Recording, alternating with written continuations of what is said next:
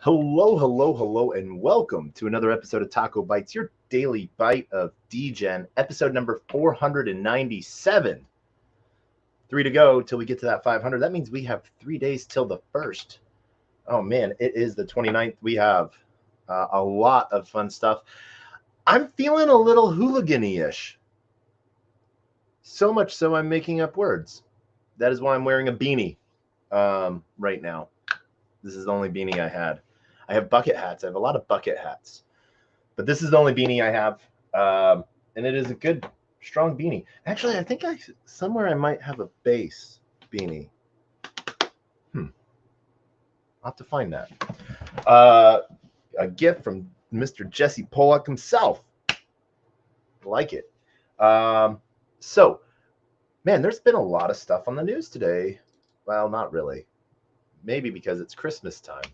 But a lot of, what should we say, interesting developments with the SBF trial. We were building out our own little story to publish out because we spent 5 weeks every single day in the courtroom. There was actually only 2 days where we were not able to be in the courtroom, and that was because our first day, our watch got through security for some reason, and we really liked what Caroline Ellison was saying, that we recorded it. Wasn't broadcasting it live or anything like that, but just because I was just starting my new notes session and stuff, and excuses, I wanted this recorded. And Caroline Ellison's testimony. So about 4 hours till the first lunch break, and one of the guards had noticed me doing it, and asked me to get rid of it and to put my watch away, and I did. He caught me red-handed or blue-handed. I don't know. No, he asked and I answered. So he was very astute in observing that, and then they said after lunch break, not today, but I went to go to the overflow room, and then there was a day when I showed up at 6 a.m. ish or so, and I ended up having to go to the overflow room, because everyone was showing up, so most of the time with all of the other reporters that I was there with, getting there between midnight and like 3 a.m. every day to be in that courtroom. We were just getting ready. We were just starting to talk again about plans for doing the same thing in March and what that would look like in the snow. And pretty crazy. So I just sort of find it very interesting. But if you do not know yet what I am talking about the Department of Justice, Southern District of New York's Department of Justice District Attorney deciding to not move forward with the second trial for SBF on political donations and SEC violations and CFTC violations.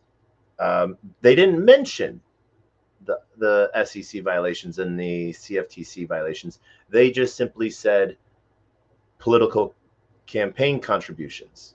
They said that they felt that they gave enough information in their trial, that they just want the court to consider these things when sentencing him. And so it's rather interesting on a Friday night evening, that they released this. It wasn't just like a last second decision.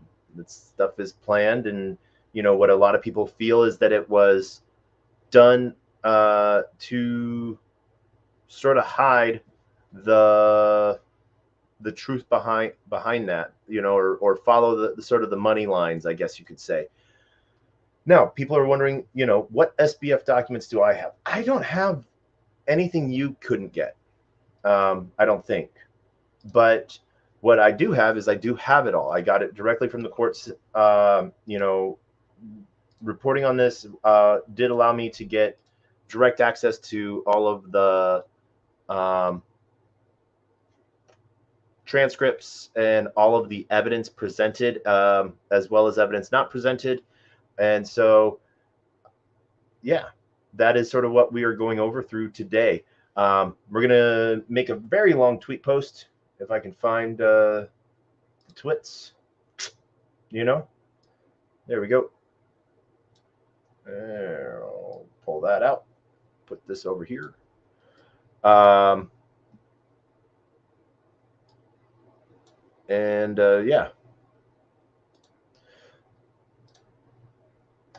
And so why are we doing this? Well, one of the things that I found is that you are a lot better at investigating things than any one person is, especially me. Oh, that's a cute penguin. Do not be distracted by the penguin. This is not the penguin you are looking for. And so I have to roll that because Burko is amazing. So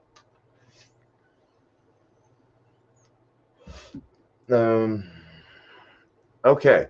So what we're going to show is we're going to show what we have as documents from the U.S. Bankman-Fried trial up to December 8th. We're going to get the new documents and the new filings and stuff like that. But what we're going to try to do is just sort of give everything that we can. But we're going to go through it with you guys live as well. And so as you can see, date modified. Yep. So that is because we actually just extracted that from our zip file. So yeah, that's not what we were meant to do. So that is why it was modified. I was like, yeah, why is it modified at 11:37 p.m.? All right, so we're going to actually just start at the very beginning and give you guys all of the documents that we have for each piece, and we're going to try to go through a lot of it. Let's see here. Can we open it all at once? No, we can't. All right, so we'll go in like a 10 block increment.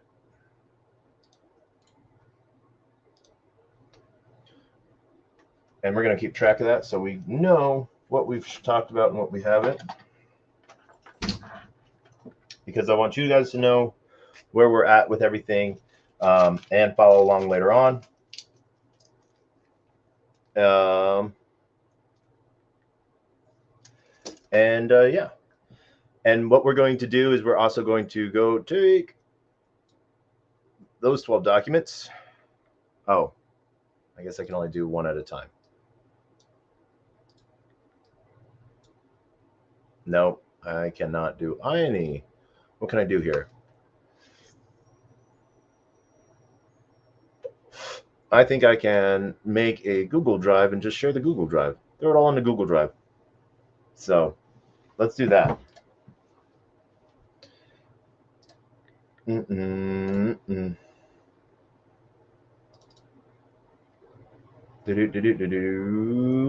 All right. So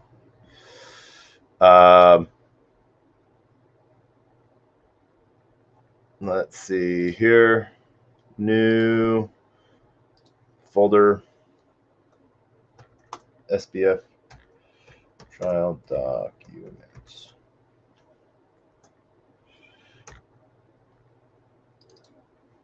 All right. And then we're going to make 12/8/29.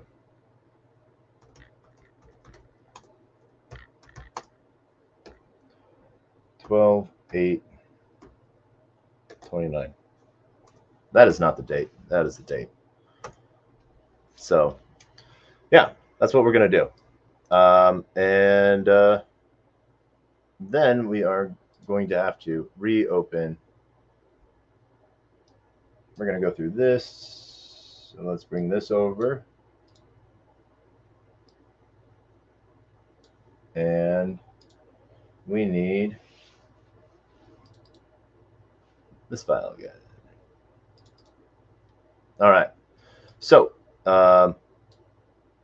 what we're going to do here is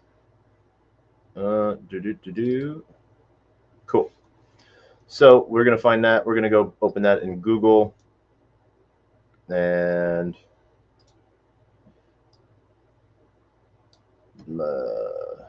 Drive.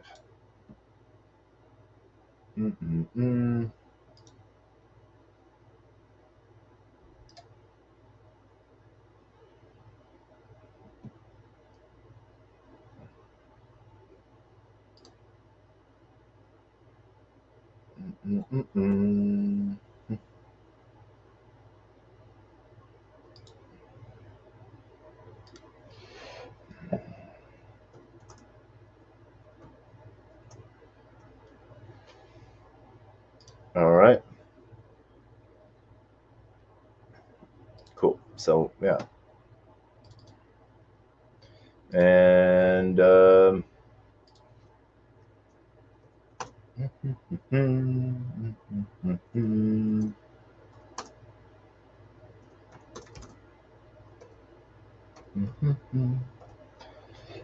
what we're doing is we are just making our folder out for you to have access to later on.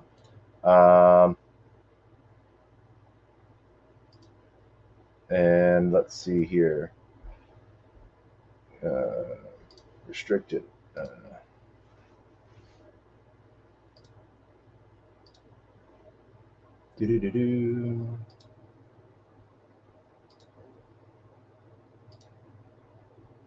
They can just view. All right. And we are going to copy that link. And we are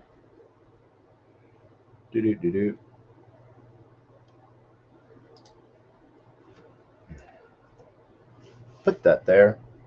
So, all right. What we now have is that folder right there. This one right there. This. And where did... There you go. And there's that. Now, because we're having some fun. And I hope you're following along with us as we sort of understand what we're doing. We're going through each folder and file, and we are going to upload them. Basically, let's just do that now. Let's make that really simple. Let's let you decide what you want to read. There. So, all right. I think that works. So, as we let this upload, that'll be over there.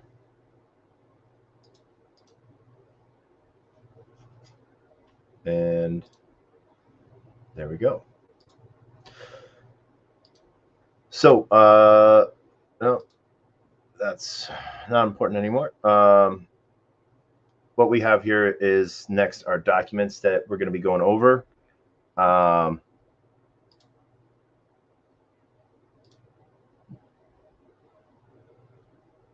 you guys sort of understand what's in this folder and why it matters. All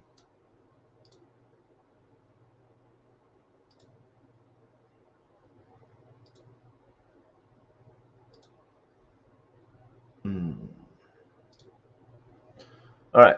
So as you can see here, what we're going through, basically wire instructions for, so this is GX 425.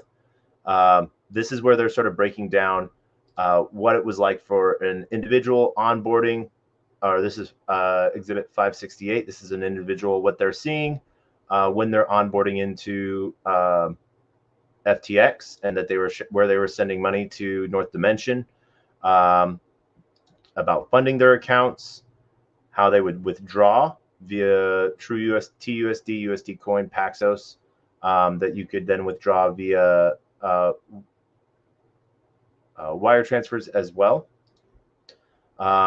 This was where they were sort of showcasing what it was like for a new user, and that they had readily access to leverage tokens and everything right away. Same thing on depositing, how they put it forward as deposit here. And so that this was the main piece that they were telling people what to do, as well as their deposit trades, and what it was like for a user depositing into it. Same thing here. They were showing their future pieces front and center. And then this is a tweet from November 6, 2022, right before SBF FTX collapsed. Sam saying a huge thank you to everyone who supported us. We're excited to keep climbing together, especially to those who stay level-headed during crazy times. We deeply appreciate it. You know, and this was FTX keeps audited financials, and though it slows us down sometimes on product, we're highly regulated.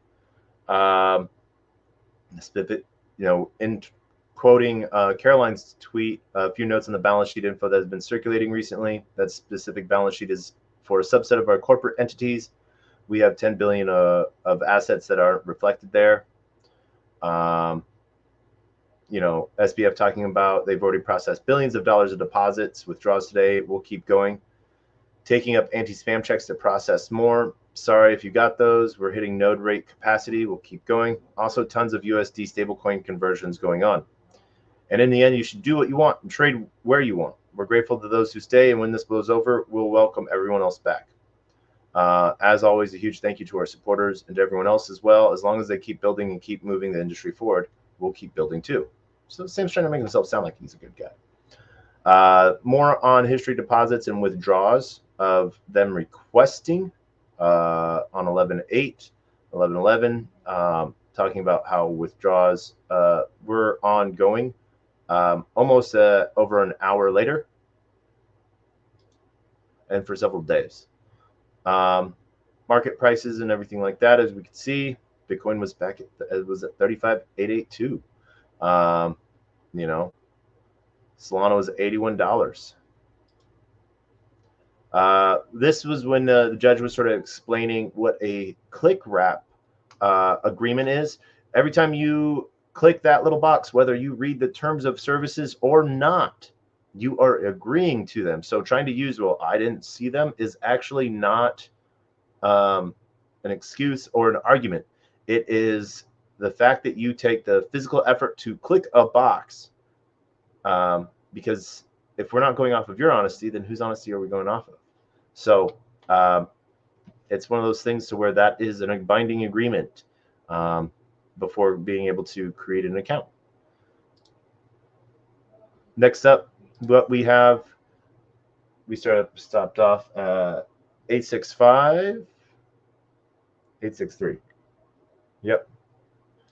All the way to, let's get another 10. 1530.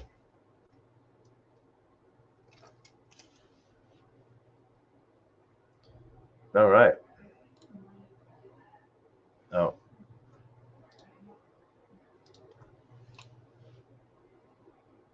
That's not cool. All right. Let's see. 863.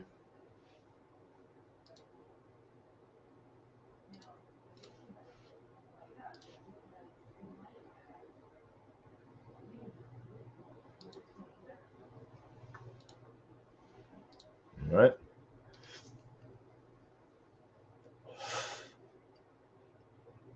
More showing about on the deposit and withdrawal side of the government exhibits. More in that. More on their stablecoin pieces. Click wrap. The more things open that we already had open. I think they did. I don't think anything new. FTX is fine. Assets are fine. Details. Oh, it's because we started at 863. I apologize. So yeah. Scan OCR tool. So this was what this is. Was FTX is enough to cover all client holdings. We don't invest client assets, even in treasuries. We've been processing all withdrawals and will continue to be. Some details on withdrawal speed. Banknotes can be slow. It's heavily regulated even when it slows down. If we could work together for the ecosystem. That was when, you know, that was sort of happening. Let's see here. GTX 900. Let's see what this video is. Want to do one more? Hang on. There's a FTX possibility of a commercial. trade. Tom Brady wants a trade. Could he be coming home? Well, like say, oh my God, Brady.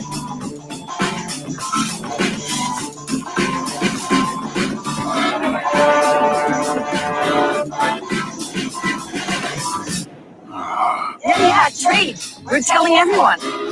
I heard she wants to be in LA. Call two, go. I'm hearing Denver. I give you the new City Hall. Take that, Tampa. Trade? Are you sure? Not a trade.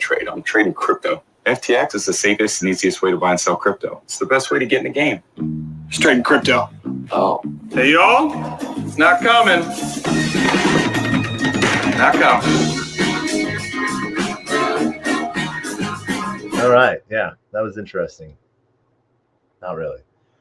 Then what they talked about was a lot of the ad campaigns that FTX did. You know, Giselle and Tom Brady sort of got thrown under the bus a lot. They were front and center as the celebrities of a lot of it. You know, this was a positive change because FTX Ventures and FTX Charity did a lot of stuff with Giselle as well.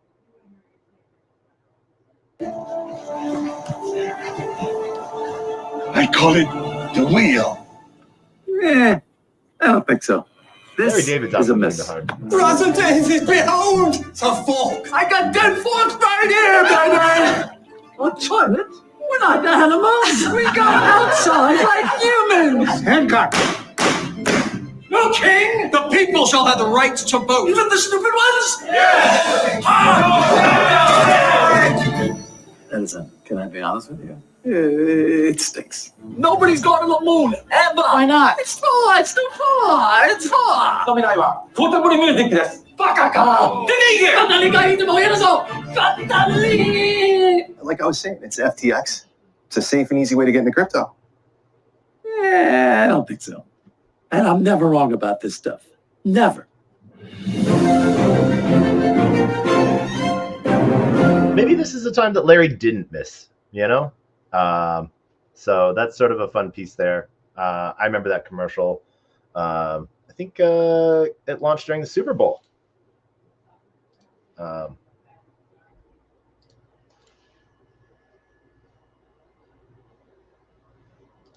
Let's see what we got here. We open up these documents.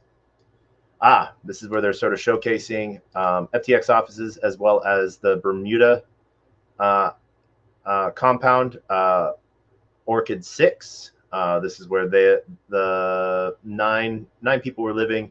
SBF, Caroline, Nasheed Rasan.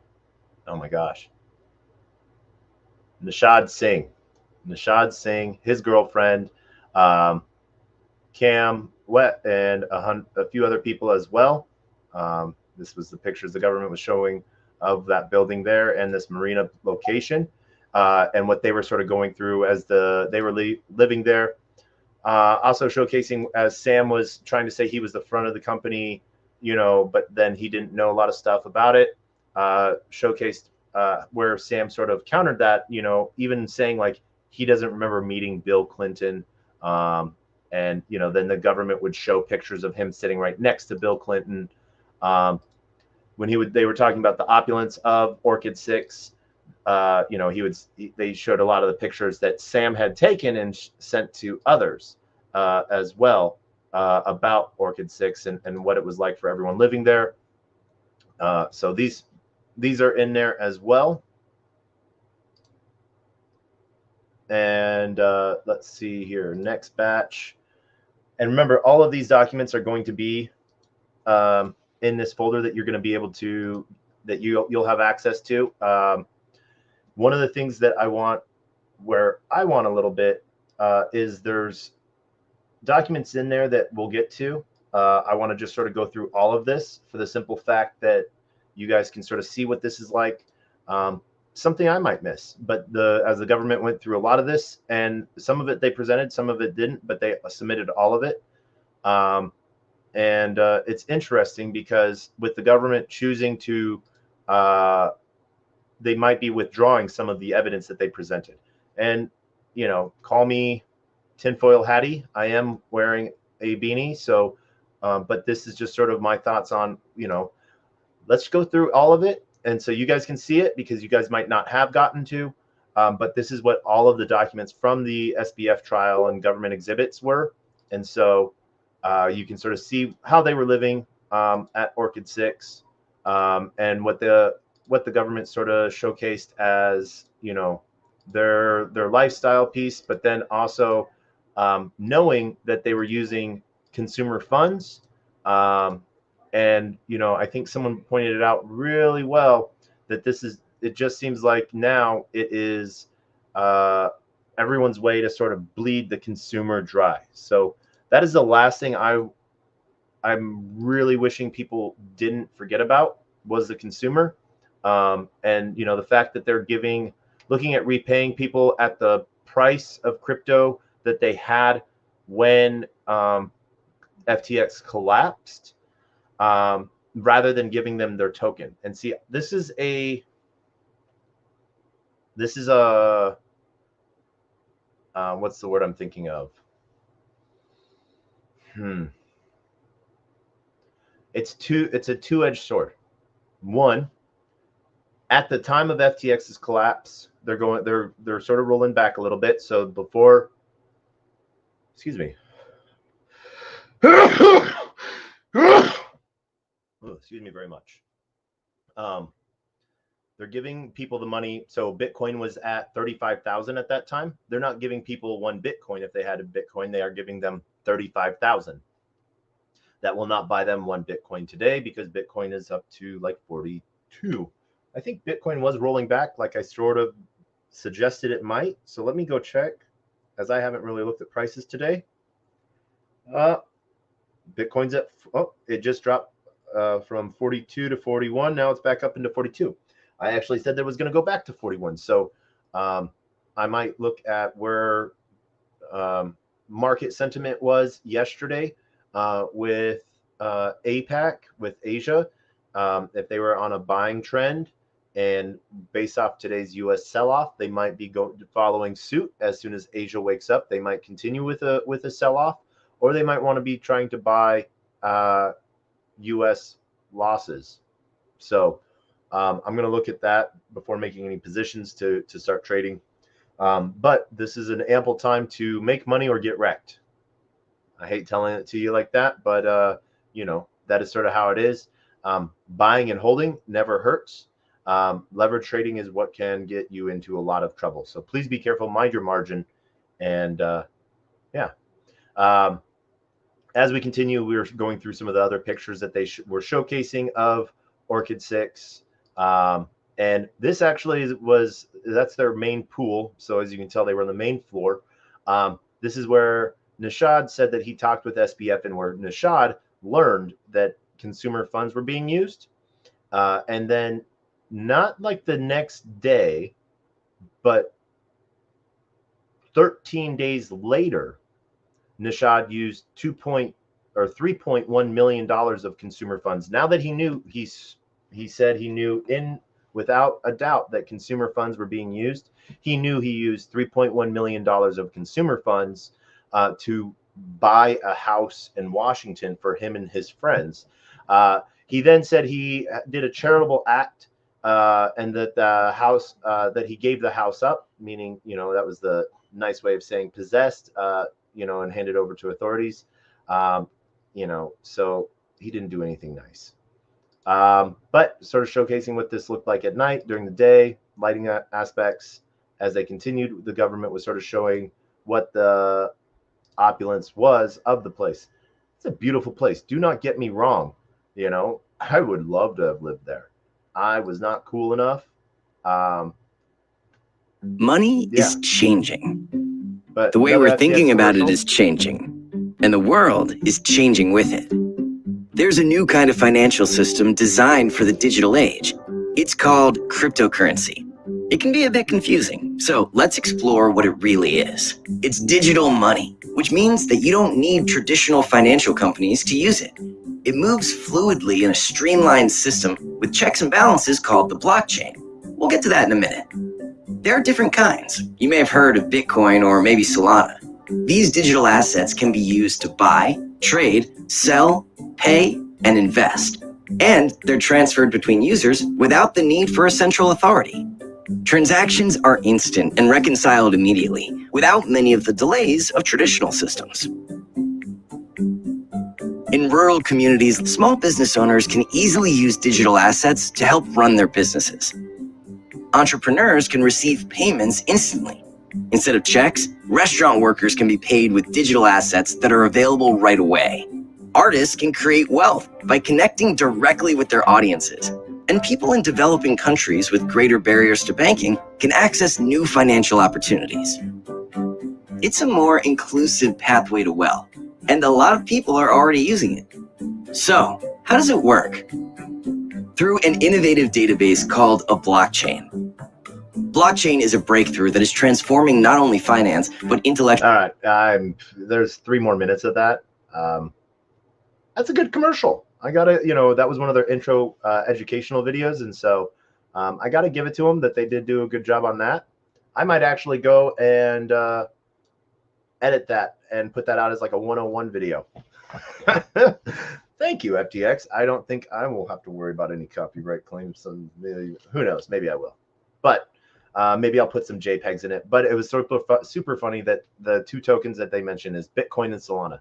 Go Solana.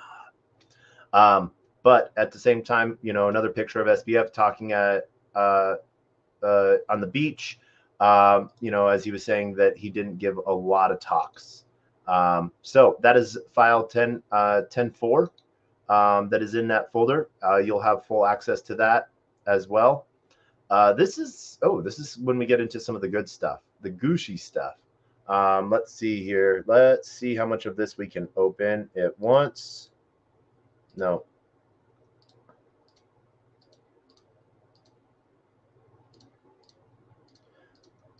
As we go through the rest of these. Yep. All right, cool. And once again, you're going to have access to all of these documents. This is going to be just a straight Google Drive folder that you will have full access to. This is where talking with, I remember this picture being shown. This is more Orchid 6. This is talking about FTX's derivatives exchange. Caroline Ellison. Team pictures. Gary and Sam in their younger years. This is an email from SBF to Paragium, and I'm saying that 100% wrong. I know I am. So this was, I remember this email, and I'm going to start backwards on it just so you guys can follow along. This is Matt to SBF. Hey, Sam, just wanted to give you a heads up that I spoke to Robert Sarver about you and FTX Alameda. He was curious to do some referencing, said all good things. So best of luck on whatever collaboration you guys are cooking up. This is where they were looking at an IPO offering. And then this is from Sam. Hope you're well. One thought question for you. We really like you in the FTX business, but feel 20 billion is mismatched with the scale of the current business. We gather that many other high quality investors may feel similarly. Would you entertain an offer around 10 billion if we can aggregate a super high quality syndicate? E.g., perhaps it's GM, Tiger, Coacher, Ribbit, MFN, etc. This would still be low, 4% dilution, while getting a bunch of premium names on the cap table ahead of any plans to go public, make inroads into the U.S. If you're open to entertaining, we could work to try to put something together. Sam wrote, hopefully that will come to fruition. Sam responded back, I have a bunch of thoughts on this. Here's something I wrote up recently. want to read it and then decide whether it makes sense for us to have a call on it. This is then going to a Google Doc. Okay, Sam, is it okay for us to share this and discuss with MFN as well? Either way, let's schedule a call among the three of us, you, me, and Arjun this week. Sam responded back, sure. Hey guys, was wondering if you could give me more context on conversations you've been having with other VCs. I suspect that a somewhat garbled version of those is leaking out and being reframed as coming from us. And then Matt responded back, hey Sam, we've just been chatting with a few folks we know and often collaborate with, Tiger, MFN, Ribbit, Coacher, to compare notes on the opportunity. This discussion consensus seems to be everyone loves you, SBF plus the core FTX platform. 20 billion is a very high price, even for Tiger and Coacher, who are setting price records in the private markets. What is the message that you think is leaking? And this is what's funny is this is a conversation where they're looking at pricing out FTX, and Sam feels that 20 billion valuation of FTX, and everyone else is sort of thinking 10 to 12, possibly 15. Sam wrote back, word on the street is we're asking for 12 billion val, 90% sure it's coming from those conversations. Not super appreciative of that, though no reason to think it's you guys in particular. Could be coming from any one of them. Frankly, a pretty bad look given the Coinbase holdings many of that group have. Makes us wonder what the motivation behind it is. I'm not sure what you guys thought are on the raise, but maybe to be more explicit about this. It's totally fine if you want a 12 billion valuation, but we don't. And we'd rather just not raise, which is totally fine with us. Also, lots of others are happy with 20 billion, and FTT implies a much higher value, FTT being their token. So would be kind of weird for us to raise a 10 to 12 from a group of people who have not historically been very aligned with us. Super happy to keep talking about the raise if you want, and happy to talk about valuation if you have a convincing case for it. I'm not really sure how we, as a community, got to where we are. We should be looking to work together in the crypto space, not fight each other, and things seem surprisingly sectarian. Though at some point vested in interest and projects might just cause that, which could be a prisoner's dilemma. I'm happy to hop on a call to discuss. We have one scheduled for tomorrow, but wanted to jump on this fairly quickly because it's very important to us that there be honesty in this process, and we suspect that somewhere near here, misleading information is being passed behind our backs. And again, don't mean this specifically targeting you guys. Could just be easily any of the others.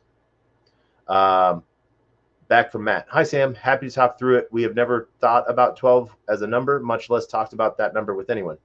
It is also not in our interest to do anything to harm you or FTX. We are long crypto more than we are long any particular company, and we all benefit from good actors like you building successfully.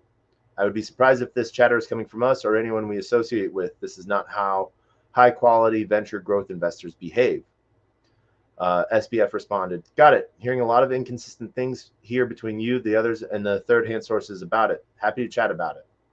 Matt came back with, hi, Sam. Apologies for what looks like a messy game of phone tag here. Reaffirming that we haven't discussed or considered 12 billion, so generally confused where that's coming from. Simply put, our interest is in a potential partnership with FTX, or anyone really.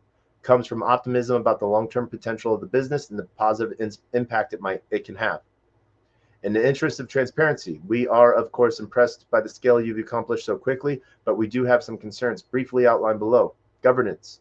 As we understand, FTX is effectively owned plus controlled by Sam, lacking more traditional corporate governance model, rights, etc. One example of where this can negatively manifest with crypto companies is through unintended value leakage, e.g. via FTT, Alameda, or some other mechanism. Like you, we place a heavy emphasis on alignment. As a shareholder, we want confidence that the value FTX creates or accrues directly to equity holders. We're not suggesting that this isn't the case today, just that candidly, we aren't sure how to think about it yet. Price. Thanks for your earlier feedback. Let's discuss live tomorrow. Our lens may be colored by our sense of the highest order goal, paving the best path to FTX building an enduring franchise and eventually listing as a public company. I don't think we're misaligned on this goal, so perhaps a disagreement is on how to maximize success to that end.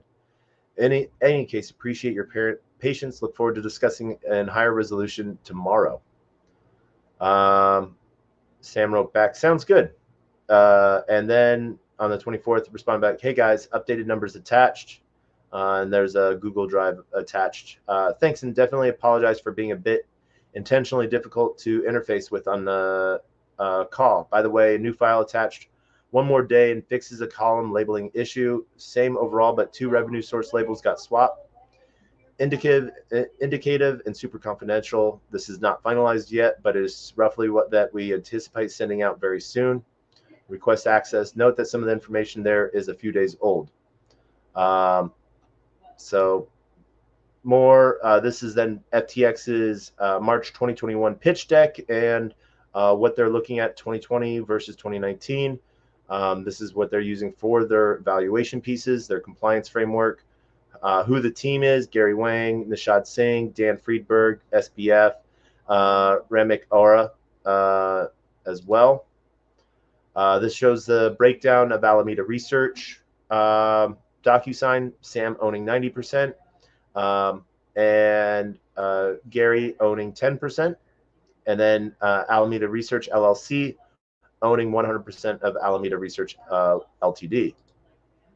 Picture of Gary.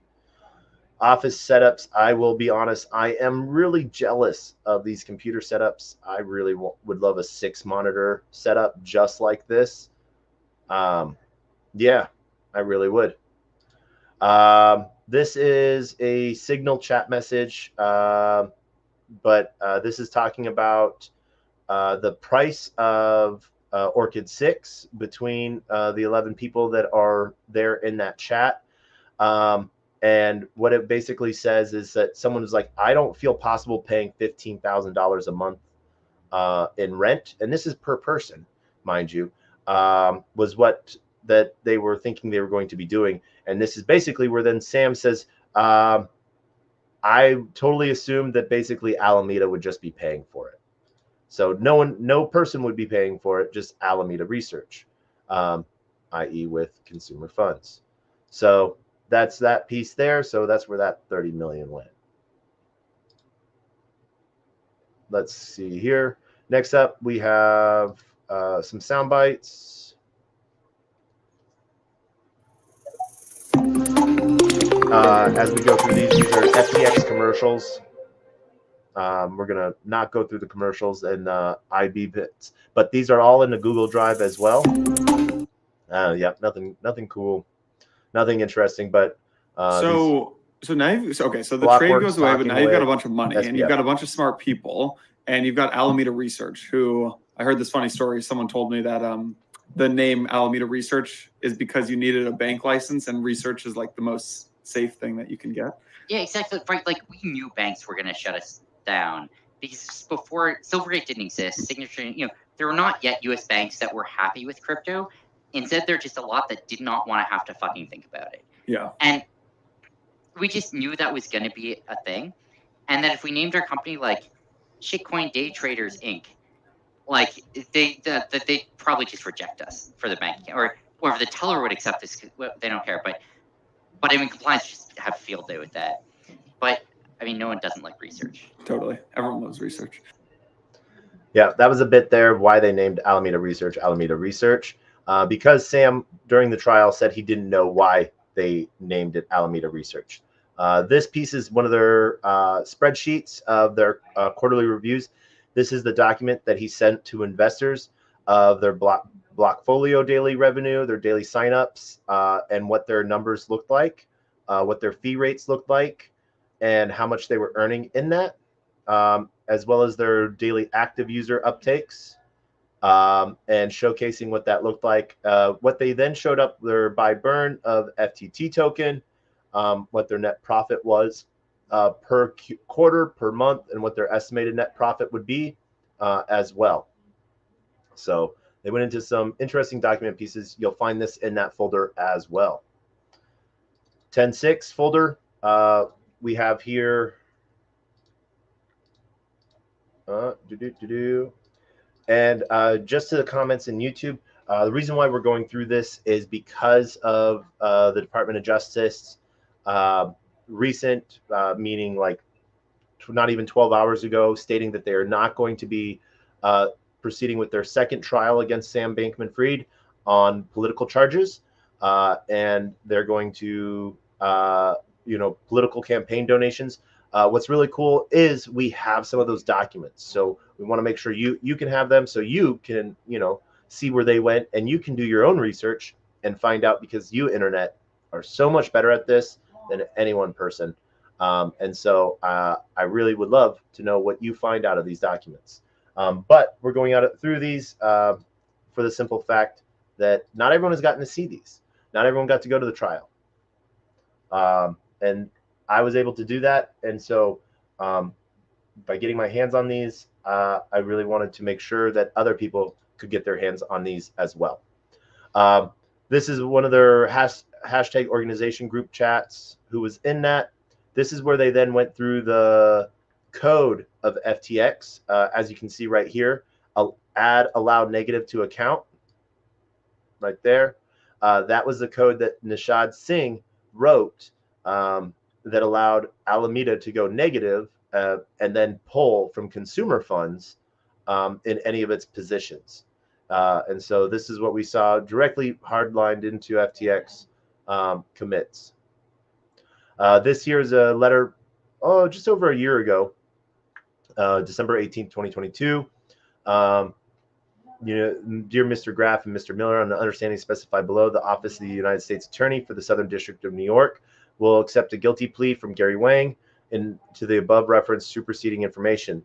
Count 1, the information charged the defendant with engaging in a conspiracy to commit wire fraud on the customers of FTX.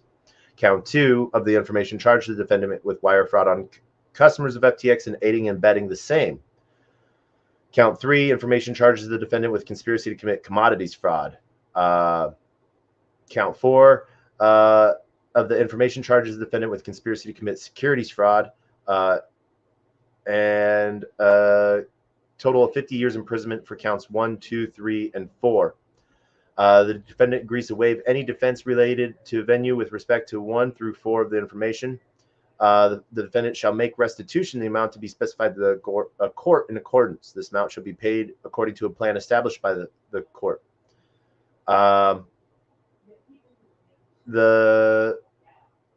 This is Gary Wang's basically his basically citing his guilty plea for testimony against SBF, and that he was set on bail on $250,000 bail, and Danielle soon signed off on it, and this was pushed off on that. This is more account balance pieces within FTX code. This is a document from Sam about Alameda Research being shut down. I think it's time for Alameda Research to shut down. The reasons: PR hit from Alameda and FTX, PR costs, blah, blah, blah. Keeping entities for holdings, etc. Transition almost everyone off of Alameda. Either we let them go, they join Modulo, or they join FTX. FTX line of credit. This is what any borrower has.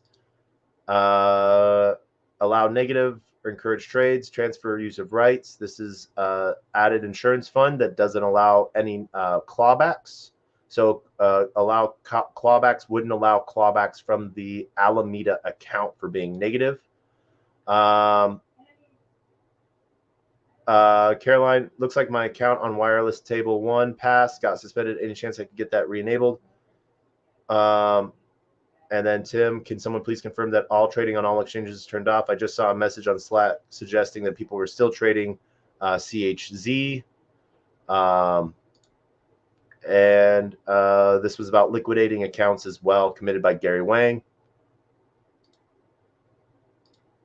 And so we're going to speed through a little bit of these because we want to mostly just get to the campaign contribution documents so that those can sort of come to the light front and center so people can have. So we're going to run through these real quick. They are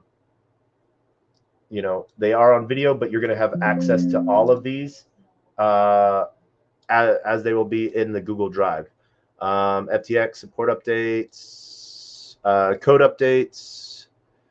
Now makes the fund worth over $100 million. SBF out. How are you going to resolve the conflict of interest running your own derivatives exchange and actively trading against the market at the same time? People complain that crypto Hades. Alameda is a liquidity provider on FTX, but their account is just like everyone else's. Trying to say Alameda didn't have any special privileges is basically what that said. Sort of negated with the account negative, allow negative, and the no clawback. What was, let's see here. What do we have? All right. Stablecoin deposit pieces, Sam Trading, calendar bits.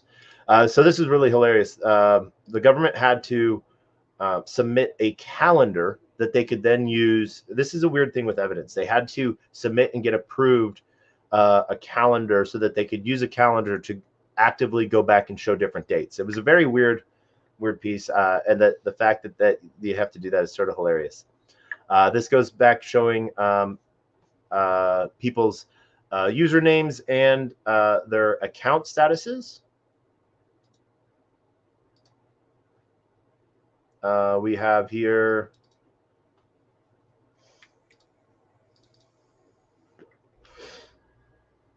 And if you're like a big exchange with a lot of capital, like empirically, how good is the risk management? Like, do you guys regularly have like blowouts that you don't that you're not made whole? It's a good question. So we've put a bunch of thought into the risk engine. We don't have big issues. So like we've never had a day, I think, where there's more money that we lost in blowouts to revenue that we made just from trading fees. So, and on most days it's effectively $0 cost. So this is not like a big deal for us. I mean, it's a big deal to think about, but like economically, it hasn't been a big cost to us. Look, yes, I did go to the trial. I went to the trial every single day for 5 weeks. So I was in Barcelona for the first week during jury selection. So I missed jury selection, and I missed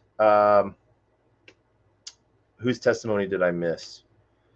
I missed an investor, well, not an investor, but a consumer who lost funds on FTX and came in right before BlockFi and Gary Wang testimony. So that first Monday, well, not Monday, but Tuesday, because Monday was a holiday.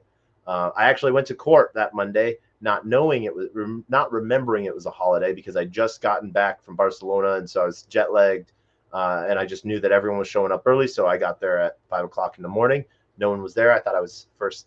I was like, woohoo, first there.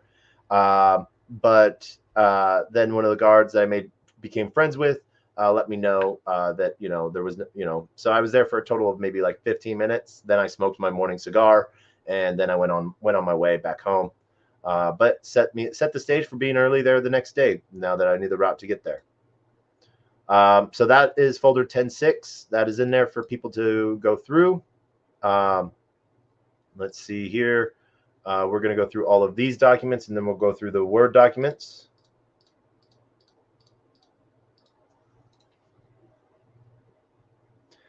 Hey, thank you for saying it was commitment.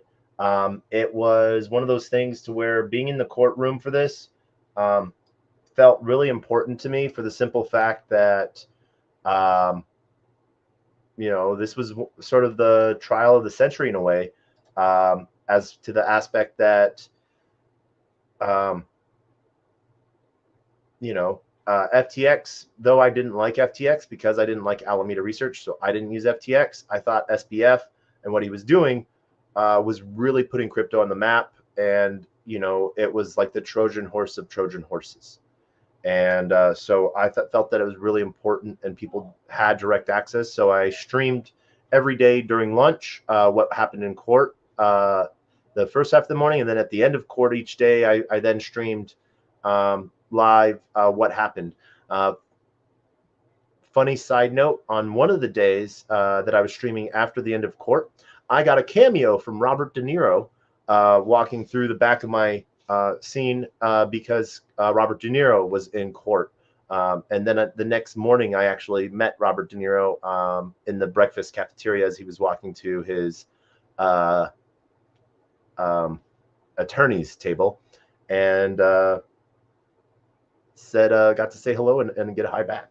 So yeah, This picture the government introduced of CZ and SBF because, you know, he was saying that he didn't really have a whole lot of contact with CZ.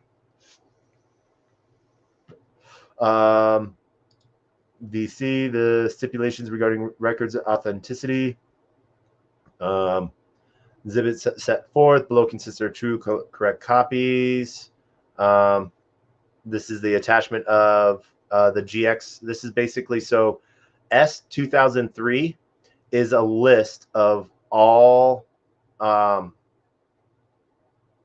submitted. So S2003 is a very important document for people to look for. It is all of the titles of all of the different exhibits. So you'll have a very easy way of finding them. So I'm actually going to put that aside as that is a good document to have over here.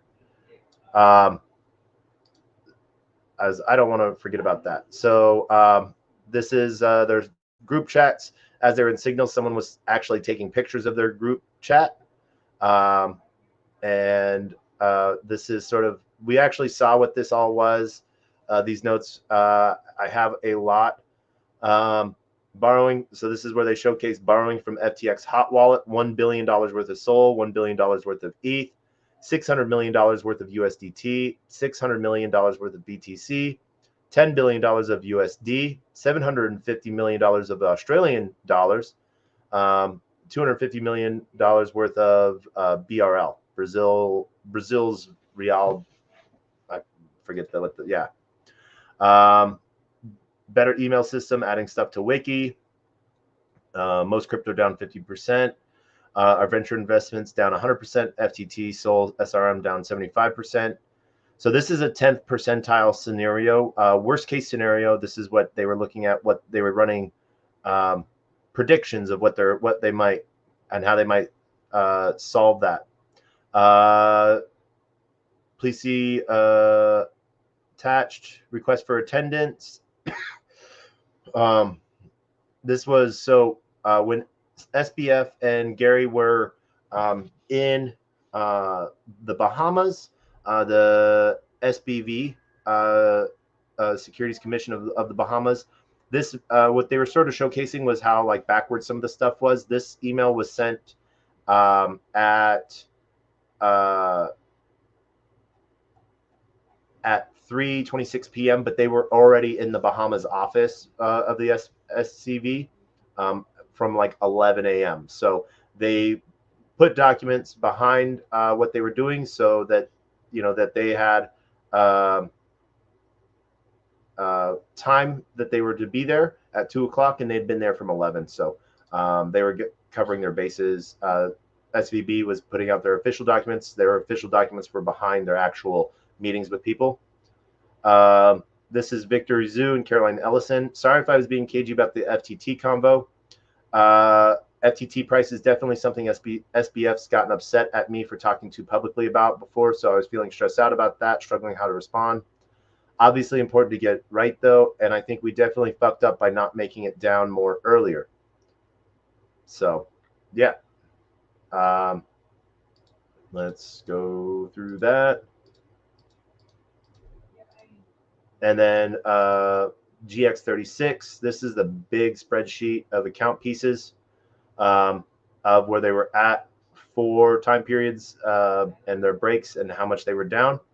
And question pieces, negative of EV of raising equity. And then sheet 2, what they were looking at for possible losses. Word document.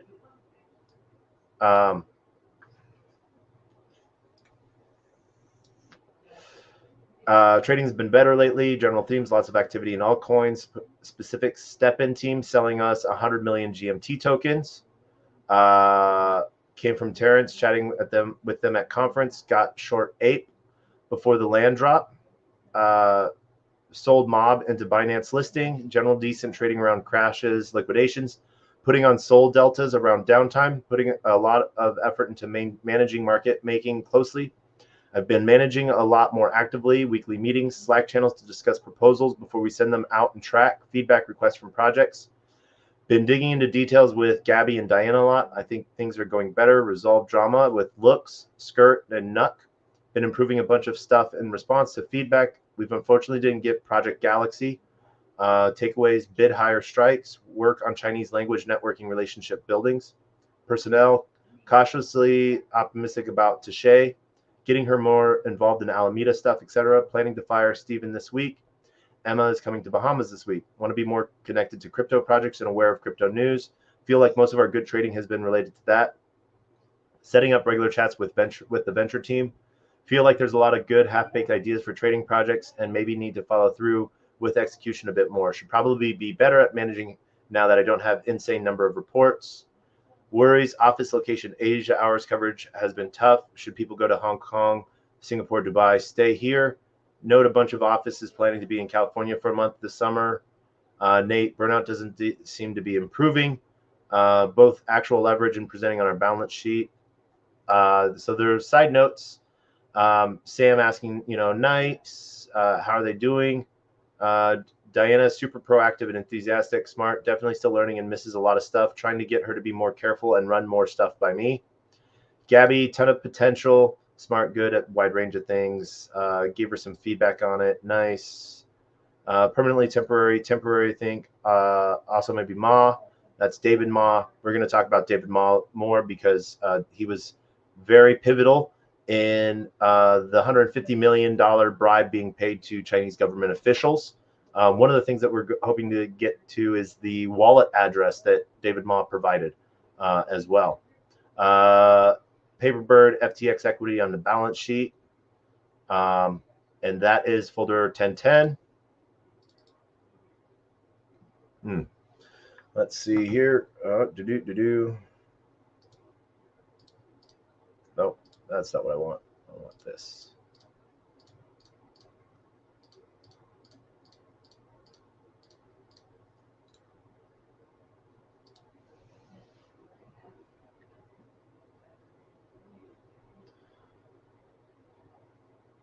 Right.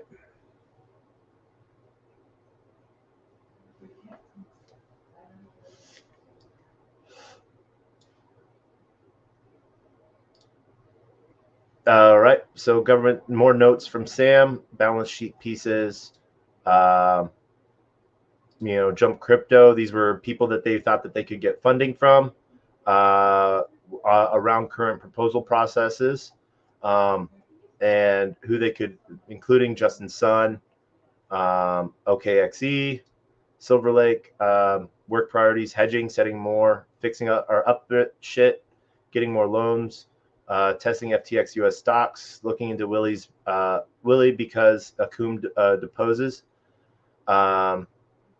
Willie is never happy. P&L, past couple months, trading, personal, private notes, Celsius loan return, as well, with a lot of redacted pieces for privilege. We did get to see those. Reach out to Brian Dustin, halt withdrawals, haircut assets.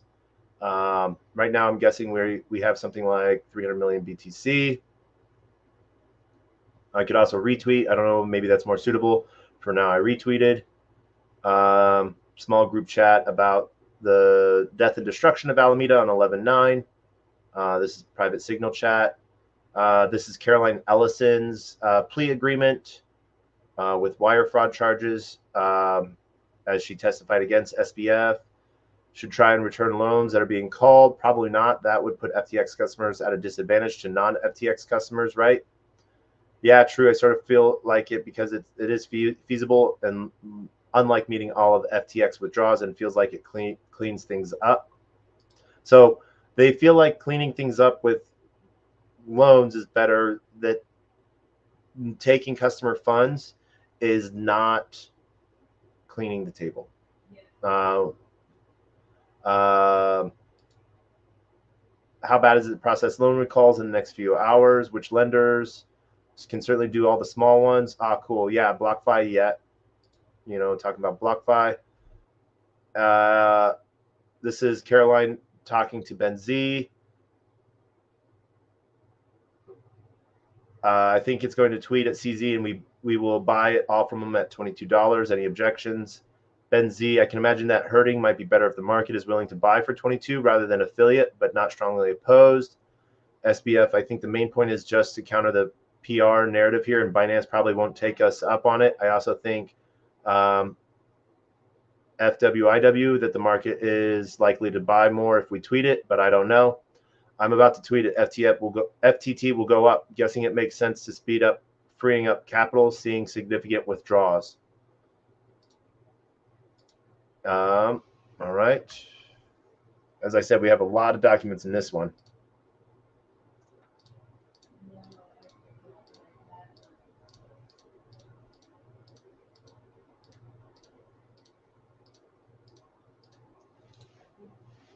Well,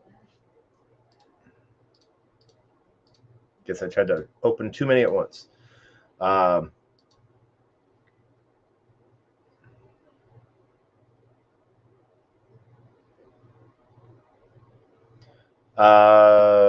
This is Sam sort of saying backstopping customer assets should always be primary. Everything else is secondary. Obviously, their private chats are saying don't pay the customers.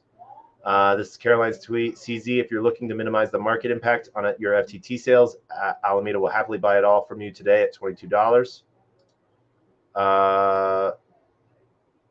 By the way, if things get a lot worse, I don't think I'm going to handle it well. This was such a bad prediction. This is the best mood I've been in like a year, to be honest. So this is Caroline tweeting with Sam that Caroline just told all of the FTX employees that they've been stealing consumer funds. She's like, this was such a bad prediction. This is the best mood I've been in like a year. Sam responded, wow, congrats, because shit's exciting. And then Caroline responded, I think I just had an increasing dread of this day that was weighing on me for a long time, and now it's actually happening. It just feels great to get it over with one way or another. New entity just with F. These are Caroline private notes. I cannot read her cursive at all.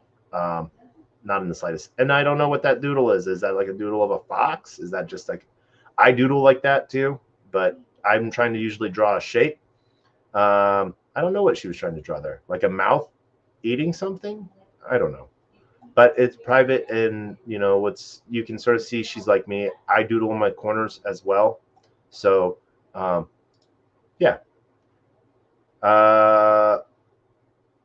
Tom Brady tweeting, hey, FTX official, let's make a trade. Let's get this guy a Bitcoin.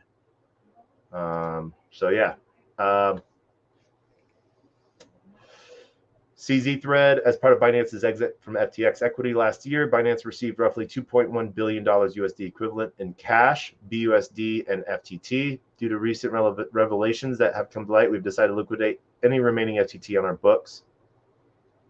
What's really hilarious is during the prosecution's financial expert, he stated that BUSD was Binance stable dollar. But, or not Binance stable dollar, Bitcoin stable dollar. So yeah, that's sort of hilarious. Balance sheet tweets from Caroline. Consolidated balance sheet 2022. This is the balance sheet that was passed around. That was released by CoinDesk. SBF playing with cards. The government tried to say that this was him saying that he was a gambler, that he plays cards. The defense, Michael Cohen, stating that this was, a picture of Sam with a deck of cards that he always had in his pockets as a fidgeting tool of nervousness and stuff like that. I can attest to that. I've used a deck of cards to work with my nervousness. Signal chat between SBF and Sam Trabucco. I think it would be relative on her vesting selling out. What did she do? She sent taunting messages to Cheryl saying Alameda fucked up trading today and wasn't paying attention to important things, and telling Cheryl she can't tell Alameda. Wow, we're pretty sure she was mostly wrong. I presume she's just parroting the 100 tweets that tagged me claiming we sold MIM too low. Nah, she had the opposite take. Said Alameda didn't sell any MIM and was stuck bag holding 150 million. That would have taken like 15 seconds to check for her. Yep. Did Handis father immediately turn us in or something? LOL. So what this is, so Handy, Handy was one of their Chinese employees. Handy's father was a police officer, and this was around when Alameda paid $150 million to Chinese authorities for getting their $1 billion off of OKX and Huobi. And so they paid $150 million to Chinese government officials, and then for some reason, all of a sudden, their funds were free on Huobi and OKX. OKX and Huobi saying that they didn't have any contact with any Chinese government authorities, and that was just the time when all of the documents seemed to align right. But they ended up not going through Handy's father because Handy was really upset about that, and so they did make that sell, and then they got flack from it right away. So that is a tweet that is important to me. So I'm going to save that. Oh, that's not what I want to do with it, but yeah. Dude. All right, we're going to put that over there. Quant shop with ties to FTX powers Bankman-Fried's empire. So Alameda Research. Michael Lewis is going to be in the Bahamas profiling us.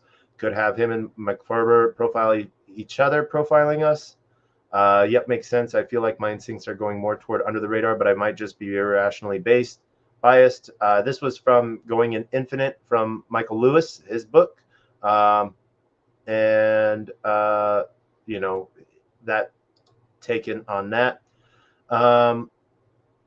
This is 11/6/2022 as people were exiting out. A lot of withdrawals on FTX are queuing up. Net changes 1.25 billion, 230 million in the last 3 hours, 120 million in the last hour.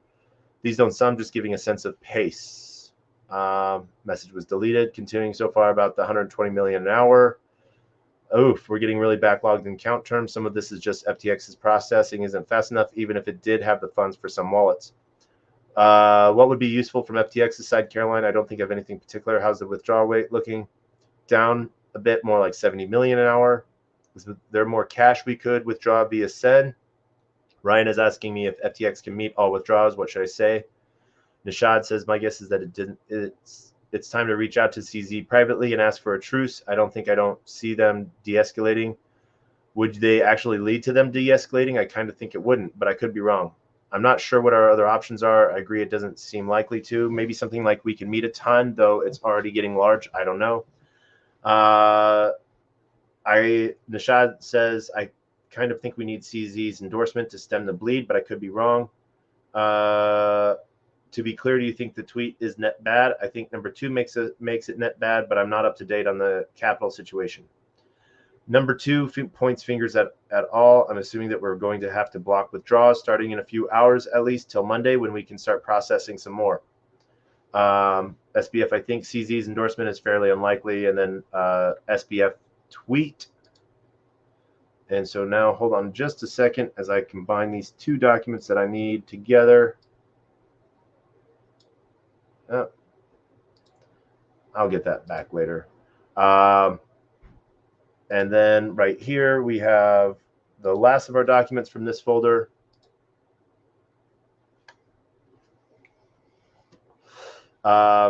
Participants, number of messages, OTC banking, map balance log.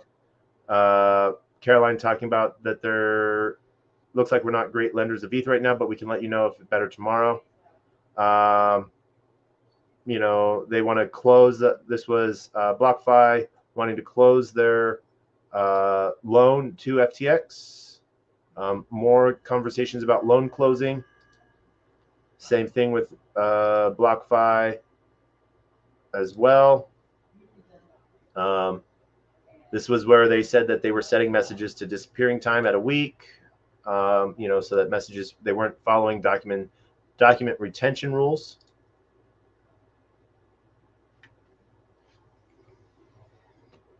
This is a consolidated balance sheet for 2022-2020 Q3.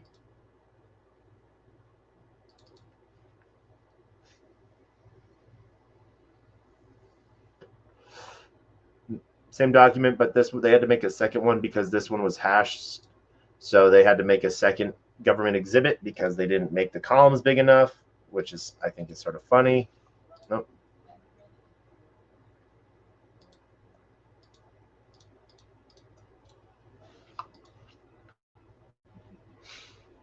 And as we see here, more documents within their assets pieces that they were handing out.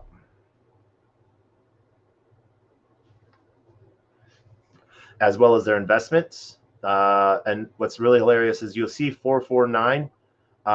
These are millions and billions. So these all are numbers you see in quotation marks. And then if there's like 3,900, it's 3.9 billion for reference. Same thing. More document pieces as they were moving those around. They were trying to move collateral around. How much was owed in liability? Nexo, Layer 0, Genesis, Voyager.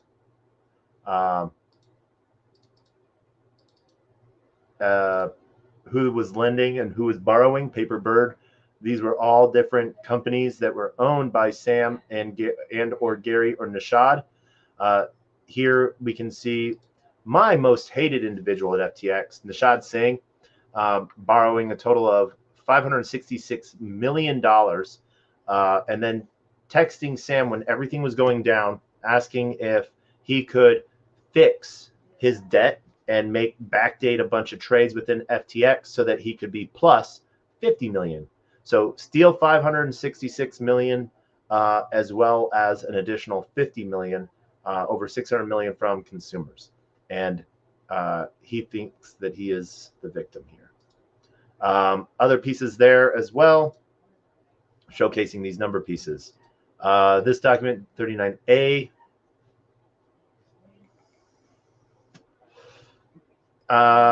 This was a working document from SBF on what he sort of felt was going on. You know, so we're going to add this to the tweet for some reason. I don't know why we want to add this to the tweet. Let's add this to the tweet. Yeah. The musings. We're going to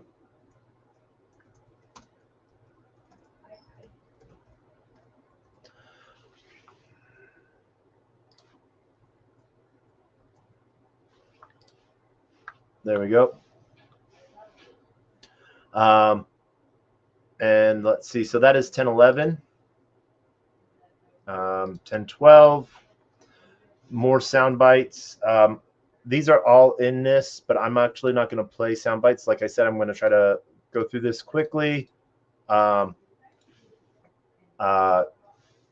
you guys can go through this on your own. But what you can see here, this is like all hands transcripts.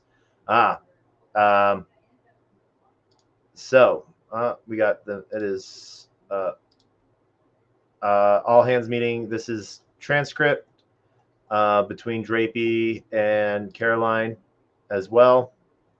You know, just wanted that your hedge fund seems to be invested in a scheme that is transparently going to falter again. USDD is not a algorithmic stablecoin. Is to burn TRX to get USDD. I see no contract to go the other way and no algorithm adjusting either mechanism except that minting depends on Oracle price of TRX. Sam says, I don't run Alameda anymore. You should ask them. Note that creating redeeming does not necessarily mean investing. More of the final all hands meeting. And this is where Caroline Ellison tells everyone that FTX and Alameda is using consumer funds and everything like that. And how we got this testimony from that meeting is that a guy's third day, Dan Best or Dan Smart, I think, I forget his name off the top of my head. It was his like second day on the job, third day on the job. You know, day one was meeting the team. Day two was learning that everything was going down. Day three was all hands meeting, learning. And so he decided to record And so that is actually what one of these recordings here is. That's what these recordings, GX433F, 433E, 433D, 433C, and 433B, and 433A are actually the sound bites of that audio recording of that meeting where Caroline talks about it. Okay, let's get started, I guess, with a bunch of people. Yeah, I guess I'll just start by saying some stuff, and then you guys can feel free to ask questions. Yeah, so I guess you guys have probably seen a lot of what's happening on, I don't know, Slack and Twitter, but I could just like start by giving a general overview of the situation. I think the basic story here is that starting last year, Alameda was kind of borrowing a bunch of money via open term loans and use that to make various illiquid investments. So like a bunch of FTX and FTX US equity, a bunch of like other ventures, investments, etc. And then with crypto being down, the crash, the like credit crunch this year, most of Alameda's loans got called, and in order to like meet those loan recalls, we ended up like borrowing a bunch of funds on FTX, which led to FTX having a shortfall in user funds. And so with the once there's a shortfall in user funds about this, and users started withdrawing funds, they kind of eventually were realizing that they were unable to, not to be able to meet like the continued withdrawal pressure. So yeah, that is what she said. I think here, private conversation.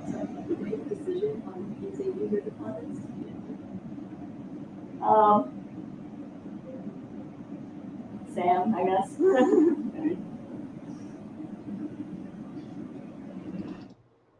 No. So yeah, that's, she sort of put it on Sam of who made that call. Who else was like aware of this? I mean, I'm guessing you and Sam certainly were. Like, I'm guessing there's probably very few people.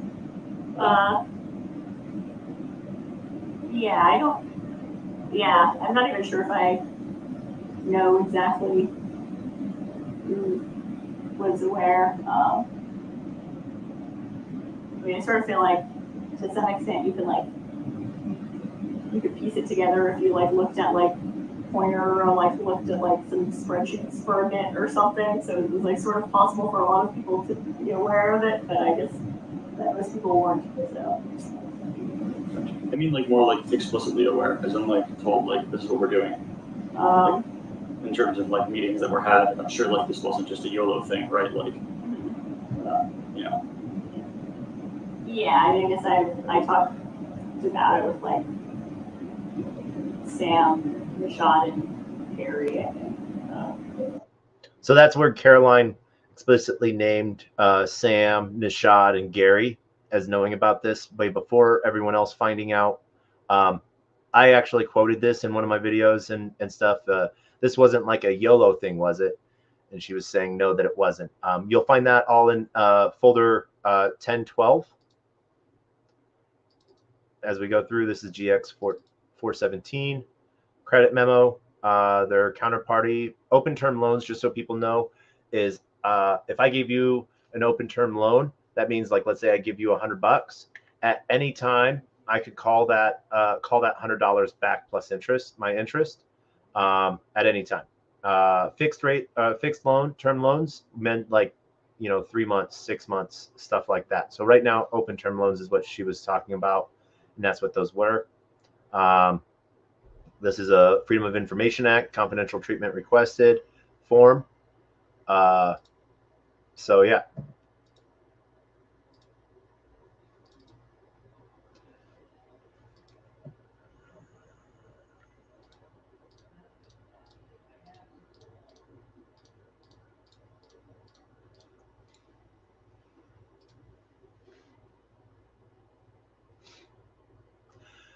These are pictures of Sam with other, when he was working with, this is donation processing. So we're going to, this is where they were setting up donations. And so we're going to set these aside specifically so that people can find them, and so we can find them as well. Prime Trust, and who they were giving money to. So we have, let's see here. Salams, can we get 20K from Nishad Singh to the Delaware Democratic Party today? Salams is on it. Nishad, this is queued up. So Salams had access to Nishad Singh's bank account to approve transactions. Nishad just had to go into his email and click approve. Also resent the last 5 verification emails, so 6 total and pending. All right, update this through the application of social, political, and legal pressures that we're getting 900,000 back, which is probably the best possible outcome. They'll hang on to it until 11/4, at which point the refund won't be reported until January. This gives plausibility to the type of error, extra 0 on the contribution, and minimizes PR issues for all involved parties. Sent you a DocuSign, read the above MOU between us and the Bento campaign.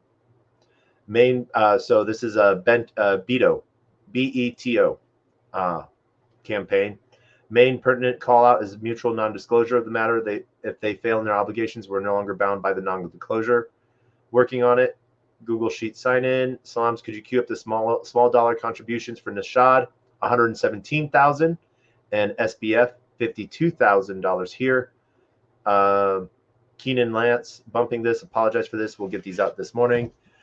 Keenan, thanks. Would be cool with me being able to set up rights via PT, etc. As long as it's dual control. Email approval would still flag asks in this thread for Viz. Really appreciate the work as Ryan has been doing, but think it's helpful to load balance, have another backup for wires. SBF, I think so. SBF are all queued and sent. Nishad, you got about 30 small dollar ones rolling in if you can confirm in your email. So these 30 small dollar contributions, and what they were considering small dollar was less than 250,000. Bet you're impressed I did that under. Nishad's like, done. Bet you're impressed I did that in under 2 minutes. Nishad Singh, one more up. Keenan, the elector. Katie Hobbs will get $500,000 wire and a $4,500 wire. Salams, can you please wire $107,000 from SBF personal to New York State Democratic Committee? Already discussed and approved. Thanks. We're actually going to make a tweet on this.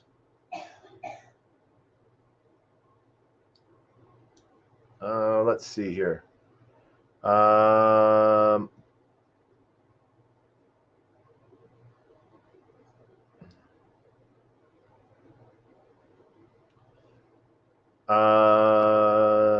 We're asked to update this to Nishad queued up in your email. So we're actually going to make a tweet on this right now, because as we find these things, we like to sort of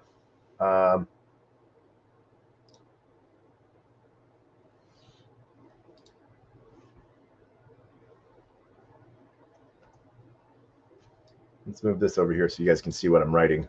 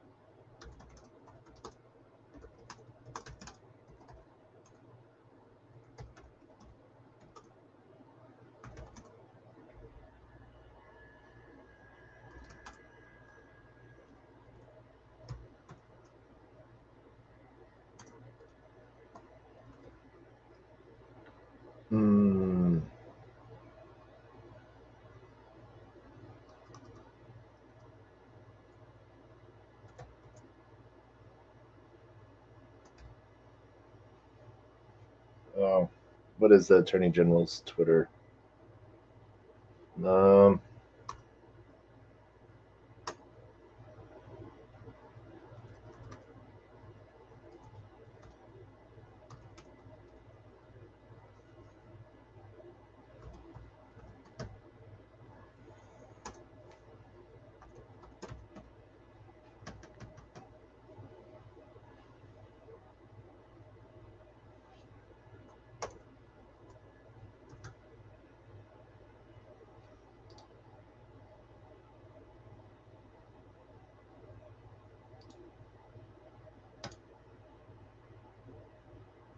All right.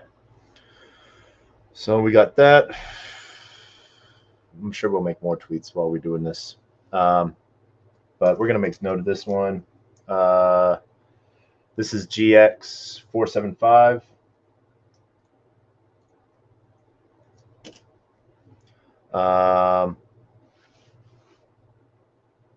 Let's see.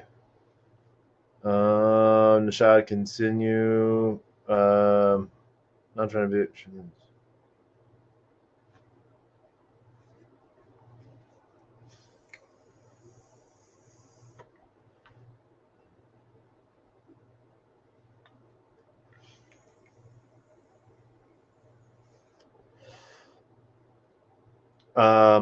Let's see here.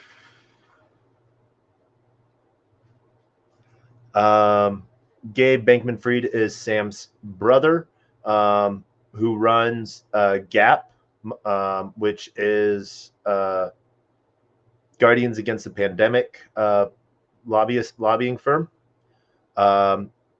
And so he's having Keenan Lance, can we get 30,000 of Nishad Singh contributions out, as well as 510,000 for SBF?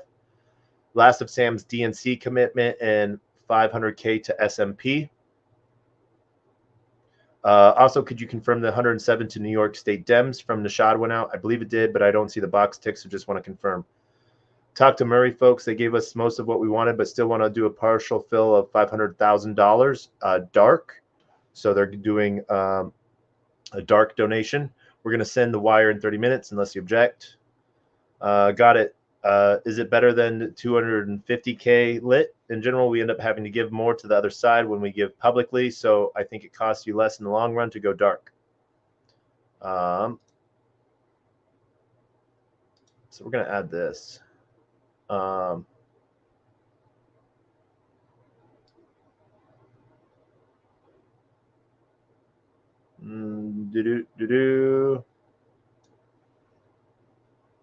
Let's add that to that tweet.